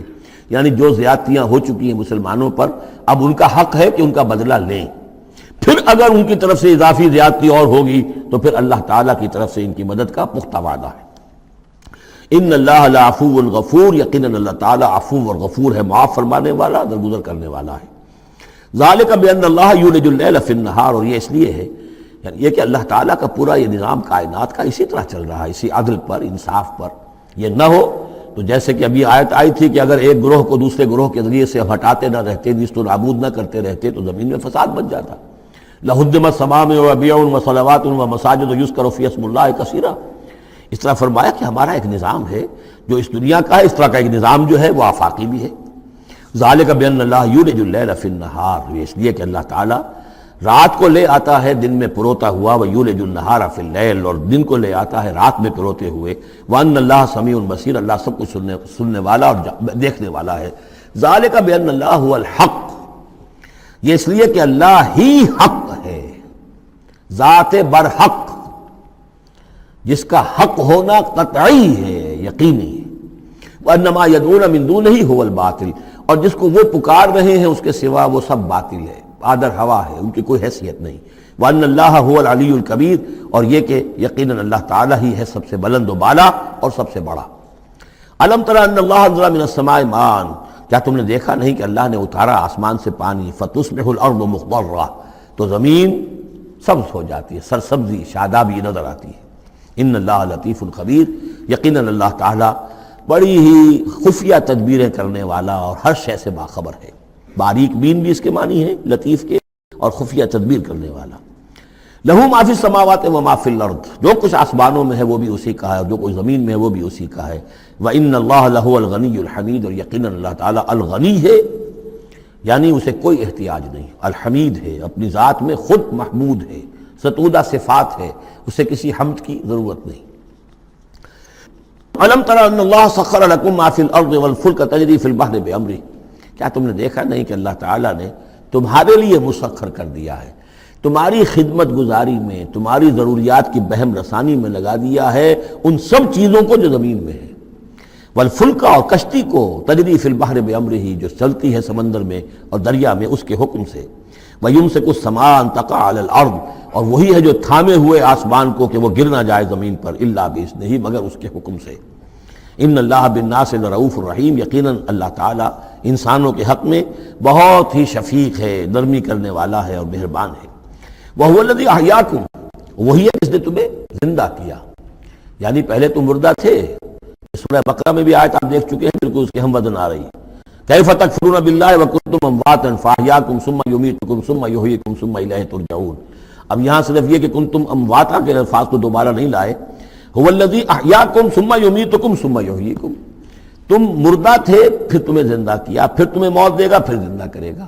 مردہ تھے یعنی یہ ہمارا وہ دور ہے جبکہ روحانی عالم ارواح میں ہم سے عہد لینے کے بعد ہمیں سلا دیا گیا، الست بربکم، اس کے بعد کسی کولڈ سٹوریج کے اندر تمام ارواح کو رکھ دیا گیا۔ وہ ہماری پہلی موت تھی، پہلی نیند تھی جو ہم سوئے رہے، اس کے بعد جاگے ہیں تو اس عالم خلق کے اندر کسی رحم مادر کے اندر وہ روح جو ہے وہ لا کر ایک جنین کے ساتھ جوڑ دی گئی، یہ ہمارا احیاء اول ہو گیا۔ اس کے بعد پھر یہاں ہم رہیں گے تو یہ زندگی ہے دوسری، اور اس کے بعد جب موت ہوگی تو احیاء یہ اماتہ ثانی ہو جائے گا، پھر اللہ اٹھائے گا باس بعد الموت، وہ احیاء ثانی ہو جائے گا۔ یہ سورہ غافر میں مضمون آئے گا، اس کا کلائمیکس جو ہے سورہ غافر میں ہے۔ وَهُوَ الَّذِي أَحْيَاكُمْ ثُمَّ يُمِيتُكُمْ ثُمَّ يُحْيِيكُمْ إِنَّ الْإِنسَانَ لَكَفُورٌ، یقیناً انسان جو ہے وہ ناشکرا ہے۔ لِكُلِّ أُمَّةٍ جَعَلْنَا مَنْسَكًا هُمْ نَاسِكُوهُ، ہم نے ہر امت کے لیے ان کے قربانی کے طریقے، طور طریقے، عبادات کے آداب ہم نے مقرر کر دیے ہیں جو اس کی پیروی کرتے ہیں۔ فَلَا يُنَازِعُنَّكَ فِي الْأَمْرِ، تو انہیں آپ سے جھگڑنا نہیں چاہیے، یعنی یہ کہ اگر یہود کے ہاں کوئی اور طریقے تھے قربانی کے تو، اور یہاں بنی اسماعیل کے لیے ہم نے کچھ اور مقرر کیے، مسلمانوں کو اب کچھ اور طریقے ہم بتا رہے ہیں، تو اس میں کوئی حرج نہیں ہے، اس میں جھگڑنے کی ضرورت بات نہیں۔ یہ پہلے پڑھ چکے ہیں اسی صورت میں کہ ہم نے ہر امت کے لیے منسک مقرر کیے ہیں۔ وَلِكُلِّ أُمَّةٍ جَعَلْنَا مَنْسَكًا لِيَذْكُرُوا اسْمَ اللَّهِ عَلَىٰ مَا رَزَقَهُم مِّن بَهِيمَةِ الْأَنْعَامِ فَإِلَٰهُكُمْ إِلَٰهٌ وَاحِدٌ فَلَهُ أَسْلِمُوا وَبَشِّرِ الْمُخْبِتِينَ۔ تو ہر قوم کے لیے، ہر امت کے لیے اللہ تعالیٰ نے قربانی کے قواعد و ضوابط بنائے، تو وہ اس کی پیروی کرتے ہیں۔ فَلَا يُنَازِعُنَّكَ فِي الْأَمْرِ، تو انہیں جھگڑنا نہیں چاہیے نبی آپ سے اس معاملے میں۔ وَادْعُ إِلَىٰ رَبِّكَ، اور اپنے رب کی طرف آپ بلاتے رہیے۔ إِنَّكَ لَعَلَىٰ هُدًى مُسْتَقِيمٍ، یقیناً آپ تو ہدایت کے، سیدھی ہدایت کے راستے پر ہیں۔ وَإِن جَادَلُوكَ، اور اگر یہ آپ سے جھگڑیں، فَقُلْ اللَّهُ أَعْلَمُ بِمَا تَعْمَلُونَ، تو کہیے بھئی اللہ کو بہتر معلوم ہے جو آپ کر رہے ہیں، میں جو سمجھتا ہوں حق ہے، جو حق میرے پاس آئے میں اس کی پیروی کر رہا ہوں۔ آپ اگر اپنی جگہ سمجھتے ہیں کہ آپ زیادہ حق پر ہیں تو ٹھیک ہے، آپ جانیں، آپ کا رب جانے۔ اللہ یحکم بینکم یوم القیامہ، اللہ فیصلہ کر دے گا تمہارے مابین قیامت کے دن، فیما کنتم فیہ تختلفون، ان تمام چیزوں کے بارے میں جس میں تم اختلاف کرتے رہے تھے۔ الم تعلم ان اللہ یعلم ما فی السماء والارض، کیا تم جانتے نہیں کہ اللہ تعالیٰ جانتا ہے جو کچھ کہ ہے آسمان میں اور زمین میں۔ ان فی ذالک کتاب، اور یہ ایک کتاب میں لکھا ہوا ہے، یہ وہی ام الکتاب ہے، وہی اللہ تعالیٰ کے علم قدیم کی کتاب ہے۔ ان ذالک علی اللہ یسیر، اور یہ چیز اللہ پر بہت آسان ہے، تمہیں مشکل معلوم ہوتا ہے۔ وَيَعْبُدُونَ مِن دُونِ اللَّهِ مَا لَمْ يُنَزِّلْ بِهِ سُلْطَانًا، اور وہ پوج رہے ہیں، پرستش کر رہے ہیں اللہ کے سوا ایسی چیزوں کی جس کے لیے کہ اللہ نے کوئی سند نہیں اتاری، یعنی اللہ کو تو ہم بھی مانتے ہیں، وہ بھی مانتے ہیں، اب اضافی جس کو وہ مانگ رہے ہیں تو اللہ کی طرف سے کوئی سند ہونی چاہیے ان کے لیے، تب تو درست ہے، اگر اللہ کی طرف سے سند نہیں ہے تو وہ بے بنیاد ہے۔ وما لیس لہم بہ علم، نہ صرف کہ کوئی سند نہیں ہے، کوئی علم بھی نہیں ہے، کوئی معقول بات ہو، کوئی دلیل ہو، کوئی بنیاد ہو، کوئی منطق کے اندر، کوئی حقیقت کے اندر، بالکل بے بنیاد باتیں. وما للظالمین من نصیر، اور ایسے ظالموں کا کوئی مددگار نہیں ہوگا. وَإِذَا تُتْلَىٰ عَلَيْهِمْ آيَاتُنَا بَيِّنَاتٍ، اور جب ان کو سنائی جاتی ہیں پڑھ کر ہماری آیات بینات، تعرف فی وجوہ الذین کفروا المنکر، تو تم دیکھتے ہو کہ ان کافروں کے چہروں کے اندر سخت ناگواری کے آثار پیدا ہو جاتے ہیں، بجائے اس کے کہ وہ اللہ کی آیات سن کر ان کے دل کھل اٹھیں، ان کے اندر خوشی کی کیفیت پیدا ہو، انبساط پیدا ہو. ہمارے رب کا کلام ہے. تعرف فی وجوہ الذین کفروا المنکر، تم دیکھتے ہو بڑی ناگواری کے آثار ہیں. یکادون یسطون بالذین یتلون علیہم آیاتنا، ان قریب ہوتا ہے کہ پل پڑیں گے، وہ حملہ آور ہو جائیں گے، تکہ بوٹی کر دیں گے ان کی جو انہیں ہماری آیات پڑھ کر سنا رہے ہیں. قل افانبئکم بشر من ذالکم، ان سے کہیے تو کیا میں تمہیں بتاؤں جس قدر تمہیں ناگواری اس وقت ہو رہی ہے، تم پر بڑی سختی بیت رہی ہے اللہ کی آیات جو تمہیں سنائی جا رہی ہیں، کیا اس سے بھی زیادہ بری بات کون سی ہے بتاؤں؟ النار، وہ آگ جس کے کہ تم مستحق ہو رہے ہو اپنے اس کفر اور انکار کی وجہ سے. وعدہ اللہ الذین کفروا، اللہ نے وعدہ کیا ہے اس آگ کا کافروں سے. وبئس المصیر، وہ بہت ہی برا ٹھکانہ ہے. اب جو یہ آخری رکوع آ رہا ہے سورہ مبارکہ کا، اس کے ترجمے سے پہلے مجھے تھوڑی سی تمہیداً کچھ بات عرض کرنی ہے. یہ جو ایک دعوت رجوع القرآن کی ایک تحریک ہم نے شروع کی، اور الحمدللہ کہ میں اس میں اپنی زندگی کے لگ بھگ 35 برس اب صرف کر چکا ہوں، اور اسی کے پھر کوکھ سے تنظیم اسلامی اور تحریک خلافت نے جنم لیا ہے. اس دعوت رجوع القرآن کی جو بنیاد ہے اور جس کو کہ میں نے ذریعہ بنایا ہے قرآن مجید سے لوگوں کو متعارف کرانے کا، اور قرآن مجید کے ذریعے سے دین کے جامع تصور کو لوگوں کے سامنے پیش کرنے کا، اور قرآن مجید کے ذریعے سے دین کی طرف سے جو بنیادی فرائض ہم پر عائد ہوتے ہیں اس کا ایک جامع تصور دینے کا جو میں نے کام کیا ہے، اس کے لیے ذریعہ میں نے بنایا ہے ایک منتخب نصاب کو، مطالعہ قرآن حکیم کا منتخب نصاب. یہ جو منتخب نصاب ہے یہ تقریباً کل قرآن کے 1/15 حجم کے اندر یوں سمجھیے کہ 2 پاروں کے لگ بھگ ہے، مائنس پلس کم و بیش 2 پارے ہوں گے. تو اس میں ان آیات کو لیا گیا ہے کہ جن میں ایک تو یہ کہ دین کا جامع تصور بہت مختصر الفاظ میں سامنے آ جائے، اور جو فرائض دینی ہیں جس کا کہ ہم سے باز پرس ہونی ہے، جس کے بارے میں پوچھ گچھ ہونی ہے، تو اس کا صحیح تصور ہمیں معلوم ہے. کوئی نماز روزہ یہ تو فرض ہے، سب جانتے ہیں. اس کے علاوہ بھی کوئی چیز فرض ہے، کسی چیز کے بارے میں ہم مسئول ہیں، ذمہ داری ہماری ہے یا نہیں ہے. تو وہ جو منتخب نصاب ہے اس کے مختلف جو حصے ہیں، ہم کچھ حصوں سے گزرے ہیں، لیکن یہ میں آج سوچ رہا تھا کہ جیسے میں نے آپ کو بتایا تھا کہ حروف مقطعات کا معاملہ یہ ہے کہ 29 حروف ہیں یا 28 حروف ہیں عربی زبان کے الفابیٹس جو ہیں، شروع کے حصوں میں سے حروف میں سے بہت کم ہے جو حروف مقطعات میں آئے، اور آخری جو حصہ ہے اس کے تختی کے، اس کے بہت سے حروف ہیں، اکثر و بیشتر ہے کہ جو حروف مقطعات میں آئے. تو یہ پہلی مرتبہ میرا ذہن ادھر گیا ہے کہ ہمارے اس منتخب نصاب میں بھی یہ چیز کوئی میرے پیش نظر نہیں تھی کہ جان بوجھ کر ایسا کیا ہو. زیادہ حصے اسباق وہی ہیں کہ جو نصف ثانی سے متعلق ہیں، بلکہ قرآن مجید کے آخری حصے سے زیادہ جو ہیں وہ اس میں مقامات اور آیات اور رکوع یا صورتیں شامل ہوئی ہیں. لیکن اس وقت اس کا تعارف میں یہ کرا رہا ہوں کہ اس کا ایک بڑا مرکزی درس ہے کہ جو اگلی جو یہ رکوع آ رہا ہے جو 6 آیات پر مشتمل ہے، یہ اس کا بڑا مرکزی درس ہے. یہ جو میرا منتخب نصاب ہے اس کے 6 حصے ہیں. نقطہ آغاز ہے سورۃ العصر، والعصر ان الانسان لفی خسر الا الذین آمنوا وعملوا الصالحات وتواصوا بالحق وتواصوا بالصبر. مختصر ترین صورت، جامع ترین صورت. کہ انسان کی نجات کے یہ 4 لوازم ہیں: ایمان، عمل صالح، تواصی بالحق، تواصی بالصبر. پھر 3 اور مقامات ہم نے اس میں ایسے ہی جامع مقامات جس میں یہ چاروں چیزیں تقریباً بیان ہوئی ہیں وہ شامل کر کے وہ پہلا حصہ ہو گیا. اس کا ایک درس ہم گزر چکے ہیں سورہ بقرہ میں، آیت البر، اس کا درس نمبر 2 ہے. لیس البر ان تولوا وجوہکم قبل المشرق والمغرب. نیکی جو تم نے سمجھی ہوئی ہے، کسی نے کسی شے کو نیکی سمجھا ہوا، کسی نے کسی کو نیکی سمجھا ہوا ہے. اصل نیکی کیا ہے، پوری نیکی کیا ہے، نیکی کی روح کیا ہے، جڑ بنیاد کیا ہے، نیکی کے مظاہر کیا ہیں، ان مظاہر میں پھر اقدمیت کس چیز کی ہے، اولیت کس شے کی ہے، ثانوی درجے میں کون سی ہے، پھر چوٹی کیا ہے، سمم بونم کیا ہے، سب سے اونچا جو مقام ہے، جو مقام مطلوب ہے وہ کیا ہے. اسی طریقے سے پھر اس کا دوسرا حصہ جو ہے اس منتخب نصاب کا، اس میں کچھ ایمان سے متعلق مباحث ہیں. ایمان کن چیزوں کا نام ہے، کیسے ایمان وجود میں آتا ہے، تو اس میں سورہ فاتحہ بھی ہے، وہ بھی ہم پڑھ چکے ہیں، اور پھر سورہ آل عمران کا جو آخری رکوع کی آیات تھیں، ان فی خلق السماوات والارض واختلاف اللیل والنہار یہ بھی جو ہے لآیات للالباب۔ پھر یہ کہ ایک اور سبق اس کا وہ ہے جو اگلی جو صورت آج ہی ہم پڑھیں گے انشاءاللہ، سورہ نور کا جو 5واں رکوع ہے وہ بھی اس کا ایک سبق ہے۔ آج کے ہمارے اس حصے میں اصل میں 3 اسباق آ رہے ہیں کہ جو اس منتخب نصاب کے، اسی لیے میں نے مناسب سمجھا کہ اس منتخب نصاب کا آپ سے تعارف کرا دوں۔ پھر یہ تیسرا حصہ اس کا جو ہے وہ اعمال صالحہ، عمل صالح کی تفصیل کیا ہے، انفرادی سطح پر کیا عمل ہونا چاہیے، اجتماعی سطح پر کیا ہونا چاہیے، معاشرتی سطح پہ کیسے ہونا چاہیے، ریاستی سطح پر کیا ہونا چاہیے۔ تو اس میں خاص طور پہ معاشرتی سطح سے متعلق وہ سورہ بنی اسرائیل کے 2 رکوع ہم پڑھ چکے ہیں جو 15ویں پارے میں آئے، سورہ بنی اسرائیل میں 3 اور 4 رکوع، جو میں نے عرض کیا تھا کہ یہ 10 کمانڈمنٹس جو ہیں تورات کے، وہ گیا کہ ان کی یہ تعبیر ہے، قرآن مجید کی تشریح یہ ہے ان کی۔ تو اس طریقے سے یہ درس جو ہمارا وہ چلتا ہوا، پھر آخر تک اب جو حصے آئیں گے میں بر وقت آپ کو بتاتا جاؤں گا، لیکن یہ درس جو ہے یہ بھی در حقیقت اس کے تیسرے حصے کا آخری یا چوتھے حصے کا پہلا درس ہے، بالکل مرکزی جگہ، 3 حصے ادھر 3 حصے ادھر۔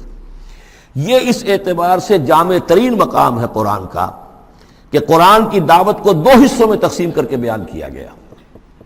ایک قرآن کی دعوت عمومی ہے، ہر انسان، کل نوع بشر کے لیے، اس لیے کہ حضور کی بعثت تمام انسانوں کے لیے، ہر انسان کسے باشد، چاہے شمال کا ہو، جنوب کا ہو، مشرق کا ہو، مغرب کا ہو، کالا ہو، گورا ہو، پیلا ہو، نیلا ہو، کوئی ہو، سب کے لیے کیا دعوت ہے قرآن کی، قرآن کیا کہتا ہے، کوئی ہے یا نہیں؟ پہلے درجے میں تو دعوت عمومی، الی کافۃ الناس۔ دوسرے درجے میں دعوت خصوصی، یہ کن کے لیے ہے؟ جو ماننے کا اعلان کرے۔ پہلی دعوت دعوت ایمان ہے، مانو اللہ کو، مانو رسول کو، مانو آخرت کو، مانو بعث بعد الموت کو، مانو جنت کو، مانو دوزخ کو، یہ ہے عام۔ جو یہ مانتے ہی نہیں، اب ان سے کوئی اور کلام نہیں، ان سے ہم کیسے کہیں گے نماز پڑھو اور روزہ رکھو؟ وہ اللہ کو نہیں مانتے، قرآن کو نہیں مانتے، نبی کو نہیں مانتے۔ تو دعوت ایمان ہے، دعوت عام قرآن مجید۔ اور پھر جو ایمان کا دعویٰ کریں، اب ان سے خطاب ہے کہ اب جگر تھام کے بیٹھو، میری باری آئی، جب تم نے مان لیا تو ماننے کا یہ تقاضا پورا کرنا پڑے گا۔ اب وہ دعوت عمل ہوگی، یہ کرو اور یہ کرو اور یہ کرو اور یہ کرو۔ تو دعوت ایمان یہاں پر، اور پھر دعوت عمل، ان کو علیحدہ علیحدہ سے جو ہے اللہ تعالیٰ نے ان 6 آیات کے اندر بیان کر دیا۔ یا ایھا الناس، اب دیکھیے دعوت عمومی کا خطاب ہے، یا ایھا الناس، 4 آیتوں اس کے تابع ہیں، اور آخری 2 آیتوں میں پھر آئے گا یا ایھا الذین آمنوا، پھر وہ اہل ایمان سے جو ایمان کا دعویٰ کریں، مان لیں کہ ہاں ہم نے مانا۔ یا ایھا الناس ضرب مثل فاستمعوا لہ، ایک مثال بیان کی جاتی ہے، ذرا توجہ سے سنو۔ ان الذین تدعون من دون اللہ لن یخلقوا ذبابا ولو اجتمعوا لہ، یقیناً وہ معبود جنہیں تم پکار رہے ہو اللہ کے سوا، یہ بت تمہارے جو، چونکہ جو مخاطب اولین تھے وہ بت پرست تھے، لن یخلقوا ذبابا، یہ تو اس پر بھی قادر نہیں ہے کہ مکھی تک کو پیدا کر سکے، ولو اجتمعوا لہ، یہ جو کعبے میں رکھے ہوئے 360 کے 360 بت مل جل کر بھی ایک مکھی پیدا کرنا چاہے تو نہیں کر سکتے۔ سامنے کی بات تھی، تو صرف شعور دلانا تھا، جیسے حضرت ابراہیم نے بھی ان بتوں کو توڑ کے ذرا انہیں آمادہ کر دیا ایک دفعہ کہ وہ اپنے گریبانوں میں جھانکیں ضرور، ایک دفعہ حقیقت ان پر منکشف ہو گئی۔ اسی طرح یہ مثال دی جا رہی ہے، وَإِن يَسْلُبْهُمُ الذُّبَابُ شَيْئًا، اور یہ تو بات بہت دور کی ہے کہ وہ مکھی کو پیدا کرے، مکھی ان سے کوئی چیز چھین کر لے جائے، ان کے سامنے حلوے مانڈے رکھتے ہو، مکھیاں بھنبھناتی ہیں، وہ تو مکھیاں بھی اڑا نہیں سکتے۔ إِن يَسْلُبْهُمُ الذُّبَابُ شَيْئًا لَا يَسْتَنقِذُوهُ مِنْهُ، تو اسے واپس چھین نہیں سکتے، حاصل نہیں کر سکتے۔ ضعف الطالب والمطلوب، بہت کمزور ہے طالب بھی اور مطلوب بھی۔ یہ ان 3 الفاظ میں قرآن مجید کا توحید کا جو عملی لب لباب ہے وہ آ گیا ہے۔ انسان جو ہے، جو بھی کسی بھی درجے میں باشعور انسان ہے، اس کا کوئی نہ کوئی آئیڈیل ہے، آدرش ہے، کوئی نصب العین ہے جس کے لیے وہ بھاگ دوڑ کرتا ہے، محنت کرتا ہے دن رات۔ تو ظاہر بات ہے کہ وہ آئیڈیل گھٹیا ہوگا تو انسان بھی گھٹیا ہوگا، آئیڈیل اونچا ہوگا تو انسان بھی اونچا ہوگا۔ یہ دونوں چیزیں جو ہے کورسپونڈنگ جائیں گی۔ اگر آپ کا مقصود ہی پست ہے تو ظاہر بات ہے آپ کی اپنی شخصیت بھی بڑی پست ڈیولپ ہوگی۔ مقصود اونچا ہو، بلند، لیکن فرمایا ان کا تو جو مطلوب ہے وہ بھی ضعیف، تو طالب تو اور بھی ضعیف ہوئے۔ جن کا مطلوب وہ بنے ہوئے ہیں کہ جو مکھی تک نہیں اڑا سکتے، تو طالبوں کا کیا حل ہوگا؟ قیاس کن سے گلستان من بہار مرا۔ لیکن یہ وہی مضمون ہے جو سورہ بقرہ میں آ چکا ہے. وَمِنَ النَّاسِ مَن يَتَّخِذُ مِن دُونِ اللَّهِ أَندَادًا يُحِبُّونَهُمْ كَحُبِّ اللَّهِ. لوگوں میں سے کچھ ایسے ہیں جو اللہ کے مد مقابل بنا کر کچھ اور چیزوں سے محبت شروع کر دیتے جیسے کہ اللہ سے محبت کرنی چاہیے تھی. اصل میں تو انسان کو بنایا گیا کہ لا محبوب الا اللہ، لا مقصود الا اللہ، لا مطلوب الا اللہ. مطلوب اللہ کے سوا کوئی نہ رہے، باقی ذرائع ہیں.